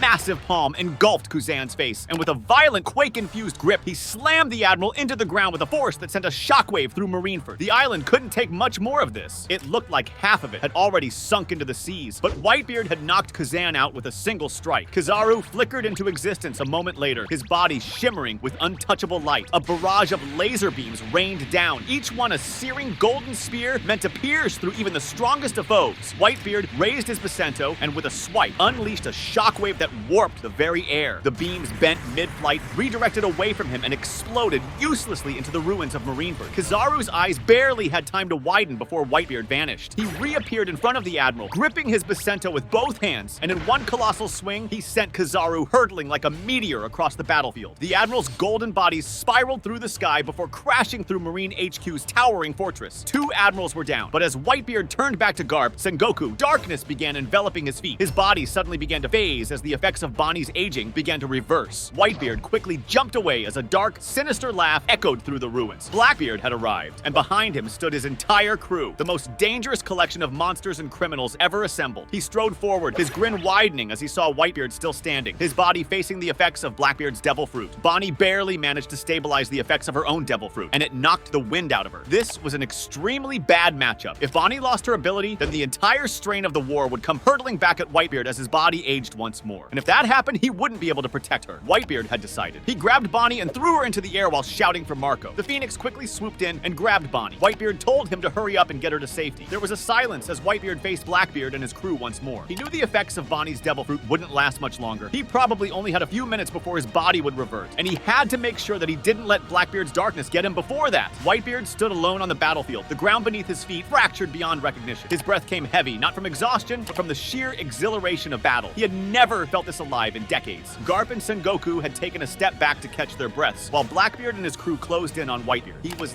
laughing maniacally, thinking that this would be an easy win with his powers. But then Whitebeard charged. Blackbeard barely had time to react before a quake-powered fist pushed into his gut. The entire island trembled as Blackbeard's body was sent skidding across the battlefield like a rag doll. His crew immediately rushed forward, but Whitebeard was merciless. Burgess lunged at him, but one punch from Whitebeard caved in his chest. Lafitte tried to slip behind him, but Whitebeard swung his Basento, sending him crashing through the remains of Marineford. Van Augur took aim, and a bullet pierced Whitebeard's side. Shiryu took advantage of the opportunity to slice his side, but Whitebeard hit back with his Basento. He could feel the shift begin. Bonnie was gone, and his body began to revert. His youth was fading, the prime of his strength slipping from his grasp. His old wounds seeped open once again, but Whitebeard did not stop. He'd already taken out a few members of Blackbeard's crew when Blackbeard himself unleashed a black hole of gravity, the battlefield collapsing inward as pure darkness threatened to consume everything. Whitebeard looked towards his crew, his sons. They had made it to the ship. With a smile, he planted his Basento into the ground, and with a voice that shook the very heavens, he declared one final truth. He loudly exclaimed that the One Piece exists, and then he infused his fist with the remainder of his haki and power before plunging toward Blackbeard. A final world-ending quake erupted from Whitebeard's hands, piercing through the darkness and through Blackbeard himself. With a monstrous cry of pain, Blackbeard's entire body was shattered. His chest caved in from the impact, blood spraying into the sky. The man with the ambition to become king, the one who'd betrayed Whitebeard and his crew, the man who had betrayed everything to seize power, was no more. Whitebeard had gotten revenge for Thatch. Finally, with his final breath, Whitebeard lifted both arms and slammed his fist into the ground. The island of Marineford collapsed. The very foundation of the Marines crumbled beneath the force of the greatest pirate to ever live. As the waves rose, as the battlefield was swallowed by the sea, as his vision began to fade, Whitebeard stood amidst the devastation, his body broken yet unyielding. He had given everything. His breath came slow, steady, as he surveyed the battlefield one last time. Marineford was in ruins as the Marines made their way to escape, but his family was safe. He had avenged Thatch and saved Ace, and now he simply wanted to rest. The once proud stronghold of the Marines had been reduced to rubble, buried beneath the weight of his final earthquake. The Marines had suffered unthinkable losses. Sakazuki had sunk to the depths of the ocean. Kizaru, the untouchable light, had been snuffed out, his broken form lost in the wreckage. Vice admirals littered the battlefield, their bodies sprawled across the ruins of Marineford, unconscious or worse. The Marines had lost. The Whitebeard pirates, however, had suffered minimal casualties. And most importantly, Ace was alive. As the tides began to pull the remnants of Marineford into the abyss, the Whitebeard pirates retreated. Their captain had fallen, but their legacy remained. Ace stood at the helm of Moby Dick's replacement, staring out at the sea. His mind burned with the memories of Marineford. The weight of Whitebeard's final words was still heavy on his soul. The One Piece exists, and his father had given his life to save him. He clenched his fists, determination surging through him. He would carry on his father's will. The world had changed, and the Marines were in the lowest state of power they had ever been. Now was the time for a new pirate king to arise, and so the race began anew. That completes this What If video. As for the next one, we know that Shanks arrived just in time to stop the war at Marineford. But what would have happened if he had arrived earlier in the fight? How would the dynamics of the story shift? The air at Marineford was thick with blood and smoke. Tensions were were high. As the fighting raged on, a sudden hush spread across Marineford. All eyes turned to see a new ship appearing on the horizon with the unmistakable crimson sails bearing the Jolly Roger of the red-haired pirates. The Red Force had arrived! Shanks, the captain of the red-haired pirates and one of the 4 emperors, stood at the bow with an unreadable expression. His red hair swayed with the sea breeze as his sharp eyes took in the scene of the battle in front of him. A flicker of cold anger flashed across his eyes, though his demeanor was calm. Shanks was here to stop the war and bring balance back into the world, to stop the tipping of the scales one way or another. Shanks unleashed a wave of haki, and the tremors could be felt across the whole island as his voice boomed with one word, a warning for some and hope for others. Enough! Shanks stepped forward, and in a flash, he was in the midst of the island with his crew right on his heels. All of them exuded an air of cold composure and authority. They were all calm, but ready for any confrontation. His crew members positioned themselves in different locations, standing between the Marines and pirates, while Shanks stood beside Whitebeard. Fleet Admiral Sengoku watched Shanks with growing concern from atop the execution platform as Ace looked on hopefully. Vice Admiral Garp stood beside Sengoku, his face a mask of stoic resolve. But beneath that facade lay a storm of emotions, boiling just beneath the surface. Marineford was already stretched thin, with the Marines' efforts to subdue one Yonko, Whitebeard, and now the addition of another Yonko threatened to undo everything they had achieved. Shanks' presence was a terrifying shift in the tide for the Marines. Many of the rank-and-file soldiers were already exhausted, and the sight of yet another Yonko entering the fray would further demoralize them. Being a strategist, Sengoku quickly understood the implications of the arrival of the red-haired pirates. He weighed his options carefully. If they continued with their original plan, they could potentially secure Ace's execution and end Whitebeard's influence, which would result in a major victory for the Marines' campaign against piracy. However, Shanks' presence was no small variable, and he knew it could easily turn this battle into an uncontrollable catastrophe. Sengoku addressed Shanks from atop the execution stand, clearly stating that they couldn't allow him to interfere with the lawful execution of Portgas D. Ace, the son of Gol D. Roger. He was too dangerous of a pirate, and justice must be served. Shanks locked eyes with Sengoku, not betraying the anger simmering beneath him. He retorted, saying that this execution was nothing but an act of vengeance and merely a facade to calm the celestial dragons the Marines worked for. He believed that it was simply a continuation of the cycle of hatred. Sengoku knew deep down that Shanks was not wrong, and he was aware of the risks of letting this conflict escalate. But he could not back down now, especially not in front of his men with the whole world watching. On the other end of Marineford, the powerhouses all react differently to Shanks' arrival. Sakazuki is visibly infuriated with Shanks' interference in what he sees as a righteous execution, which sends him into a rage. His fist burns with molten lava as he steps forward toward Shanks, clearly telling him that he does not have the right to just waltz in and dictate Marine justice without consequence. Shanks meets Sakazuki's gaze head-on and tells him that if this is what justice means to him, then it's not something he can casually ignore. Sakazuki lunges forward with his fists erupting with magma. Shanks unsheathes his sword, Gryphon, and the two clash in a flash of molten light, steel, and haki. The ground beneath them shatters as the air cracks around them. This clash triggers the confrontation between the other red-haired pirates and Marines. Meanwhile, Kuzan watches the exchange with cool detachment. He knows that there is some truth to Shanks' words. The conflict is spiraling out of control, and if this goes on, it's the Marines who have the most to lose. He considers stepping back and proclaiming a ceasefire to limit the casualties. However, he is bound by duty and knows that Sengoku's orders are to be upheld. For now, he holds his position, quietly watching and biding his time. Kizaru, on the other hand, is torn between amusement and apprehension. He charges toward Shanks, glowing with light, and is blocked by Whitebeard. Shanks' presence is a source of mixed relief and resignation. He understands Shanks' intentions. This is not just about saving Ace for him, but restoring the balance. Shanks and Whitebeard push Sakazuki and Kizaru back as they stand with their backs to each other. Seeing Whitebeard's current state, Shanks wants to end this war before it takes more from him. Whitebeard's gaze flickers to Ace, bound and helpless, then to his crew scattered across the battlefield, bruised and bloody, but fighting with unwavering loyalty. He knows that continuing the fight could mean the loss of not only his life, but also that of his sons. Whitebeard's voice is hoarse, but filled with emotion as he states that if he doesn't fight for Ace, then he has no right to call himself his father. Shanks dodges as Sakazuki sends another attack toward him. Shanks agrees to fight for Ace, but also clearly states that he doesn't want more death due to this war. He believes that isn't what Ace would want. Whitebeard hesitates as he blocks Kizaru's light rays with haki. He glances toward Ace again with even greater resolve than before. Ace, on the other hand, watches everything unfold with his eyes wide open. The man he'd once heard so much about, the one whom Luffy idolized, is here to save him. Ace has already braced himself for death and does not want any more of his friends and family to get hurt trying to save him. But Shanks' arrival, on top of Luffy's persistence, has given him even more hope. His heart pounds rapidly as he watches Shanks confront Sengoku and then stand side by side with Whitebeard. Both legendary Yonko united against the unyielding might of the Marines. The sight stirs a wave of conflicting emotions, relief, gratitude, and a heavy sense of guilt in Ace. Ace. So many people have risked everything for him, and now even a Yonko is stepping in. He can't help but feel the crushing responsibility that comes with such loyalty and sacrifice. Luffy's exhausted body trembles with excitement and relief as he spots the red-haired pirates cutting through the chaos. Luffy's determination had been fading as the enormity of the battle wore on him, but seeing Shanks arrive to save Ace fills him with newfound strength. To him, Shanks is more than a Yonko. He's a hero and a mentor. Shanks' arrival is proof to Luffy that no matter how dire things look, there's always hope, and that hope is something Luffy will never let go of. With renewed energy, Luffy pushes forward, his fists tightening as he looks up at Ace, chained and awaiting salvation. The presence of the red-haired pirates emboldens Luffy's allies too. The impelled down escapees, including Jinbei, Ivankov, and Crocodile, find renewed purpose. Mihawk watches Shanks with silent intensity. Though he stands alongside the Marines as a warlord, Mihawk considers holding back out of respect for Shanks' ideals as both a friend and a rival. The unspoken bond between them is stronger than his allegiance to the Marines. Boa Hancock, on the other hand, is torn. Though a warlord and allied with the Marines, her love for Luffy has kept her loyalty wavering. Shanks' arrival only reinforces her decision to prioritize Luffy's safety over any loyalty she might owe to the Marines. She finds herself emboldened and even more willing to help Luffy reach Ace. Doflamingo is intrigued, watching the chaos unfold with a sadistic gleam in his eye. To him, Shanks' presence is nothing more than fuel for the fire and a new opportunity to stoke the flames of war. Unlike Mihawk or Hancock, Doflamingo relishes the idea of watching powerhouses collide, and he is eager to see how far Shanks will go to protect his ideals. He seizes the chance to create even more havoc, attacking pirates and Marines alike to manipulate the battlefield to his twisted advantage. Sakazuki, driven by his uncompromising belief in absolute justice, refuses to back down. The sight of Shanks defying Marine orders enrages him, and he steps forward with magma erupting from his fists, each step cracking the ground beneath him. Shanks hardens as he draws Griffon, his sword, and levels it at Sakazuki. The two clash, and the force of their haki sends shockwaves across Marineford. Sakazuki's magma scorches the ground as he swings, and Shanks counters each blow with precision, his haki-infused sword blocking Sakazuki's attacks with ease. The surrounding Marines and pirates are forced to shield themselves from the intense heat and power radiating from their battle. Each of their swings is filled with purpose. Sakazuki's attacks reflect his fierce determination to uphold his meaning of justice, while Shanks' swings reflect his equally fierce commitment to protecting those who deserve a chance at life. It's a clash of philosophies as much as a battle of strength. The sheer intensity of their fight creates a temporary stalemate, with neither side willing to back down. Sengoku watches the battlefield, his mind racing as he evaluates the situation. Despite his unwavering belief in Marine justice, he knows that pushing forward with Ace's execution could lead to a disaster they're unprepared for. The Marines are outmatched, fatigued, and demoralized. Sengoku realizes that if Shanks truly intends to stop the execution, he has the means to do so. Sengoku takes a deep breath, his voice firm yet reluctant as he calls for a temporary ceasefire. He commands everyone to stand down, the weight of his authority pressing on everyone present. Sakazuki snarls in frustration but grudgingly steps back, his eyes blazing with anger and disbelief. Sengoku's decision is pragmatic, a move to prevent the complete destruction of Marineford. He knows the world is watching, and a truce, however temporary, might preserve the image of Marine strength rather than total defeat. Shanks lowers Griffon, his eyes meeting Sengoku's. The battle pauses, and the battered fighters on both sides lower their weapons, their faces showing relief and exhaustion. As the dust settles and a tentative calm takes hold over Marineford, the battlefield is eerily silent. The Marines and pirates alike stand in shock, processing the unprecedented truce that has just taken shape. Bloodied and weary, both sides recognize the respite as a chance to regroup, reassess, and count their losses. Shanks stands in the middle of Marineford, Griffon lowered at his side, yet his presence commands the utmost attention. His gaze shifts from the broken landscape to the people around him. He walks forward, each step deliberate and heavy, until he reaches the execution platform, where Ace is chained, his body slumped from exhaustion, but his eyes filled with raw emotion. Shanks looks up at Sengoku, who reluctantly nods. With a simple signal, the guards unlock Ace's chains, and he collapses into Shanks' arms, too weak to stand, but unwilling to let go of the gratitude flooding his heart. Whitebeard approaches Ace, his towering form casting a long shadow across the platform. Whitebeard places a massive hand on Ace's shoulder and tells him to come home. Ace's eyes fill with tears as he looks up at his captain, the man he considers his true father. Across the battlefield, Luffy stumbles forward, desperately trying to reach Ace. When he finally sees his brother freed, a wave of relief crashes over him, mingled with a rush of emotions that he struggles to contain. He shouts for Ace, his voice breaking as he races to his brother's side, his own wounds forgotten. He throws his arms around Ace, gripping him as if afraid to ever let go. Garp stands at a distance, watching the reunion with a mixture of pride, pain, and unresolved guilt. He had stayed rooted in his duty, bound by the chains of Marine loyalty, and yet the sight of Luffy and Ace together fills him with a bittersweet satisfaction. With Ace freed, Shanks turns to address the entire battlefield. His voice, calm and firm, cuts through the silence silence as he speaks to both sides. He declares that the war ends here, his gaze piercing as he looks from Sengoku to Whitebeard and finally to the Marines and pirates alike. The red-haired and Whitebeard pirates prepare to leave Marineford, however. A sinister energy suddenly fills the air. A dark laugh echoes across the battlefield, sending chills down the spines of those who hear it. During their retreat, Blackbeard and his crew had slipped into Marineford undetected, waiting for the perfect moment to strike. Now, with the Marines and pirates alike distracted by Shanks' intervention and the truce's relief, Blackbeard seizes his opportunity. He locks eyes with Whitebeard, who stands slightly apart from his crew, watching Ace and his men prepare to board their ship, but they never get the chance. Each of the men and women on the island feels a shudder pass through them as they sense a force akin to a tsunami drawing near. The gang looks to the sea and sees countless ships sailing to Marineford, but none of them give as much worry as the massive dragon flying toward them, somehow drunk and shouting for Whitebeard. Kaido and the beast pirates have arrived, eager to face off against his fellow emperor. The path to escape is blocked for now, and the Marines aren't letting up, so the pirates turn back to fight, but every one of them stops as that hulking dragon falls from the sky, getting smaller and smaller until it is the size of a man, though a pretty massive one, and said man slams into the ground, passed out. The snoring Kaido baffles everyone there until he yawns, gets up, clearly hungover, and stares at the reason he's at this battle. The other Emperor of the Sea, Whitebeard. Yet it's not a hungry look in his eye, but a dejected one. Kaido looks at the cuts, bruises, and exhaustion on the man who has been declared capable of destroying the world and sees an old corpse that doesn't know it's dead yet. Tears begin to flow from his eyes as he once again loses his chance at death and howls with a force that shakes the island. He yells at Whitebeard for his state, demanding answers as to what happened to the man so many feared and what will become of his glorious battle. No one answers as the regular Marines and pirates are paralyzed by the Conqueror's haki Kaido is emitting, and the higher-ups are wary, preparing themselves to face off against this new and unpredictable threat. That's when Shanks speaks up and tells Kaido that the battle he is looking for with Whitebeard isn't here, that the death he so craves won't be found with him, so there's no reason for him to be here. Kaido looks away from the Emperors and at the scene of the battle that has paused. He admits that battling Whitebeard will give him no satisfaction, but counters Shanks' point that there is no reason for him to stay. Then he turns to look at them with a maniacal smile on his face as he moves his arm back and swings his massive club right at Shanks. The red hair brings his sword up in time to block it, but the force of two Emperors colliding creates a blast that pushes everyone back, with Whitebeard grabbing Luffy and Ace to keep them steady as it becomes clear that Kaido will have his fight, one way or another. The rest of the forces get worked up in a frenzy as Kaido's beast pirates charge onto the island and start going wild. They attack indiscriminately, attacking Marines and pirates alike in a blood-crazed battle cry, clearly allies to no one but themselves. The battle continues on Marineford, and the arrival of another Emperor has caught the attention of forces that have normally remained hidden. But there's no time for that as every blow between these two sends shockwaves across the island. Shanks manages to keep up with Kaido, though Kaido's drunken battle style makes predicting his next move a challenge, since not even Kaido knows what he's going to do. In the middle of it, Kaido belches and accidentally releases a bolo breath from his mouth, forcing Shanks and the rest to move away as Kaido swings around, his power destroying all forces, whether pirate or marine. With the body counts rising, the admirals reverse the ceasefire and get ready to interfere. But the three admirals are stopped by the three calamities of the beast pirates, Jack, Queen, and King, who won't allow anyone to interfere in Kaido's battle. Speaking of, Kaido is ecstatic as he finally has a foe he can really lose himself against. This isn't the only thing going on during the arc, but the battle certainly provides the perfect distraction. Blackbeard is still here and quite relieved as the biggest monsters on the field are occupied with their own squabbles, leaving him in the perfect place to get what he wants: power. Meanwhile, Whitebeard has managed to keep Luffy and Ace from flying off into the battle, but he's too exhausted to do much else. The rest of his children appear to support him as more and more try their best to take the Emperor out and secure themselves legendary renown. Whitebeard heads off to the ship after enough of his children beg him to stay somewhere safe and leave the rest to them. Whitebeard tries to convince the two brothers to stay with him, but their pride and shame won't let them stand by any longer, and they can't risk any of these people coming close. Their point is proven when Doflamingo starts charging forward, eager to take the head of an Emperor. Ace isn't having it and creates a barrier of fire to stop him and anyone else from coming close to Whitebeard. Ace faces off against the warlord, who remains amused that this child dares to think he stands any chance against him. Meanwhile, Luffy has his hands full against the Marines, who are determined to apprehend anyone at this point, and the brother of Ace is at least a consolation prize. That's also when Luffy feels and sees the effects of haki firsthand as he dodges and strikes back against the captains, holding his own well. Things start turning when the vice admirals get involved and Luffy is on the ropes. But fate has an interesting twist for the clan of D as the ex-warlord Jinbei appears to give him some much-needed backup. The battle has become more chaotic than ever before. Revolutionaries, pirates, and marines face off in a battle for the ages, but the Whitebeard pirates are managing to hold their own because while the beast pirates are certainly chaotic, their main force seems to be contending with the elite of the marines. Whitebeard sits down, tired and weak, but a glimmer of hope is in his eye. Though so many of his children have fallen, there is still still hope for them all to go home and have a meal to remember all they've won and all they've lost. It is a beautiful goal. But one Whitebeard will never get the chance to be a part of as Blackbeard sneaks aboard the ship and sneak attacks the old man, already weakened from countless wounds. Whitebeard couldn't speak. The only thought going through his mind was that this was the second time one of his children had tried to kill him on the same day. He must be doing something wrong. Whitebeard falls and Blackbeard laughs loud enough for all to hear as he declares that one of the 4 emperors has died by his hand and that the vaunted power of his is now Blackbeard's. The Whitebeard pirates are shocked. Their father is dead, and Ace looks at the blood on Blackbeard's hand, horrified and enraged, ready to take his life. However, no one really has the opportunity to do anything as a blast appears within the island, and from it comes one of the 5 elders, Saturn, in his full beast form. That's when things take an even stranger turn. Most of the Marines and pirates have fallen, unable to stand in the presence of an elder. Saturn sees the mess before him. 3 emperors on Marineford and none within custody. He looks to Sengoku and admonishes his handling, declaring the admiral arrested and assuming control of the operation. Meanwhile, Kaido looks at the new challenger before him, his overwhelming presence, and feels something he has never felt before: fear, and it excites him. Laughing, Kaido launches himself at his new target, Saturn, shocking everyone on the island as a new battle wages. However, Shanks is relieved as the beast pirates are now completely occupying the Marines, making it the perfect opportunity for them all to escape. The problem is now Ace, who's seeing red at the sight of his father's corpse, though the same can be said for the rest of the pirates. That's when Shanks takes command, reminding them all of why they are here, why they're fighting: to save Ace. The mission is accomplished, and continuing to fight will only waste the sacrifice and memory of the captain. This is what finally pushes them all to retreat, with tears in their eyes and rage in their hearts as Blackbeard continues to laugh and the battle between Emperor and Elder continues to wage, even as the island becomes just a dot to the retreating ships. The red-haired pirates depart from the Whitebeard pirates once they reach a safe distance. Luffy is unable to spend long with Shanks as he's busy dealing with Ace, who by this point is an emotional mess. He blames himself for the loss of numerous members of his crew and the loss of his foster father, which weighs on his mind the most. His emotions are a mix of the 5 stages of grief, and even Luffy can't cheer his brother up, but at least the two are together and alive. Upon reaching one of the islands under the pirates' control, the Whitebeard pirates and Luffy finally have a moment of peace. Luffy thinks about what to do and decides that he needs to get stronger. To do so, he needs to get even stronger as the New World has proven to have tougher opponents than he could have imagined. Luffy decides to go back to Sabaody and get help from Rayleigh, the old man who was powerful enough to keep an admiral at bay. Luffy goes to see Ace, who is still processing everything that happened. Luffy gives Ace a reassuring hug before the two brothers part ways. Jinbei goes along with Luffy on his journey, which is perfect because Luffy isn't exactly the most reliable of navigators. Meanwhile, Ace reflects on everything that happened and comes to the conclusion that he needs to get stronger as well. He realizes how much of a threat Blackbeard poses and the weakened state of the crew. To stand with the crew and ensure that Whitebeard's legacy is protected, Ace will need to become much stronger than he currently is. To achieve that goal, he talks to the senior pirates in his crew, such as Marco and Jozu, and asks them to help him with his training. Upon reaching Rayleigh, the former first mate of the Pirate King accepts Luffy's request to train under him. Rayleigh guides Luffy to approach a newscaster so that he can deliver his message to the rest of the separated crew about when they should reunite. At this point in the timeline, we'll be entering the time skip portion where everyone trains to get stronger, but a few things have changed. During the time skip, upon hearing of the death of Kaido, Big Mom doesn't take it well. She realizes the threat posed by the being that killed the strongest creature and her former crewmate, and at the same time decides to take over Kaido's territory and the remnants of the Beast Pirates. She believes it is a way to honor Kaido's legacy. The events of the Reverie would go down much the same way as in the original timeline, and the 7 warlords of the sea would be disbanded by the Marines after the development of the Seraphim. During the time skip, Ace and the rest of the Whitebeard pirates would try to hold on to as much territory as possible from the Blackbeard pirates, but they would still eventually lose most of it. During this time, Ace would focus on his training as much as possible to get stronger and avoid direct clashes with Blackbeard. During the time skip, Sengoku's execution is announced, sending waves across the seas. The execution of the fleet admiral is no small thing, but based on the humiliation suffered during Marineford, the elders decided to put the blame on the fleet admiral. Always duty-bound, Sengoku decided to shoulder the burden of that fiasco and allowed his execution to proceed without any rebellion on his end. But Blackbeard took full advantage of this situation. After Sengoku's execution, before the fleet admiral's body is buried, Blackbeard raids the ship carrying it and takes Sengoku's devil fruit for himself. The villain has further grown in strength, now wielding some of the strongest devil fruits from each of the 3 categories. Garp himself hasn't taken Sengoku's execution kindly and decides to defect from the Marines. The old hero realizes that the Marines are too corrupt to fix from the inside with the elders reigning over them and defects to his son, becoming a part of the revolutionaries. The 2 years finally pass, and the Straw Hats reunite on the Sabaody archipelago with greater strength than ever before. Ace has achieved unprecedented levels of power, and Blackbeard has been declared a new Emperor of the Sea. much like the original timeline, Luffy would ally with Trafalgar D. Waterlaw, together with Kinemon, Momo, and the captured Caesar Clown. While the gang was heading to Dressrosa, they ended up meeting Ace. It turns out that Ace heard of the tournament happening in Dressrosa and planned on fighting against Doflamingo to see how strong he's got. He's heading to the island with other members of the Whitebeard pirates, bent on both fighting Doflamingo and ending his tyranny. Upon seeing this, Luffy decides to leave Doflamingo to Ace and heads on to Wano as Momo and Kinemon want to go to their homeland now that Kaido has been defeated. After reaching Dressrosa, Ace himself participates in the tournament and easily decimates his opponents while the rest of the Whitebeard pirates target different facilities controlled by Doflamingo. After winning the tournament, Ace goes on to target Doflamingo himself. The ensuing fight is spectacular as Ace shows off his newfound strength. He's awakened his devil fruit. The streets of Dressrosa tremble as Ace and Doflamingo clash, blue flames and razor-sharp strings cutting through the air. Ace's awakened devil fruit powers ignite his flames hotter than ever, casting an intense, otherworldly glow over the battlefield. Doflamingo launches a deadly web of threads, lashing toward Ace with precision and speed. In response, Ace's hands flicker with blue fire as he unleashes a searing wall of flames. The threads ignite on contact, burning to ash before they can reach him. Doflamingo dodges back, trying to regroup, but Ace is relentless, closing the distance with blinding speed, fists blazing. Each punch from Ace sends shockwaves through the air, blue flames scorching everything they touch. Doflamingo counters with threads forming a protective cocoon, each strand attempting to slice through the inferno, yet melting instantly against the fierce heat. Ace's movements grow faster, his flames wilder, forcing Doflamingo on the defensive. In a final, unstoppable move, Ace soars into the sky, gathering an immense spiral of blue fire around him. He launches forward like a comet, flames twisting into the form of a dragon that tears through the sky and engulfs Doflamingo in a devastating inferno. The flames blaze brighter, then fade, leaving Ace standing amidst the charred remains of Dressrosa, victorious over his fallen opponent. Meanwhile, Luffy and the gang travel to Wano, reaching it only to find that Big Mom has taken over the rule of the country. Momo and Kinemon are devastated, realizing that despite Kaido having lost his life, Wano still isn't free from tyranny. Luffy decides to help the two and finally free Wano. As the Straw Hats enter the capital, the Big Mom pirates await them. Katakuri steps forward, his piercing gaze locking on Zoro. Without hesitation, he launches a barrage of mochi attacks, each one dodged or deflected by Zoro's flashing blades. Around them, the Sweet Commanders take on the rest of the Straw Hats. Each clash a flurry of techniques and explosions, with neither side backing down. At the heart of the battlefield, Luffy confronts Big Mom. Her towering form looms over him, her fists crackling with power as she sends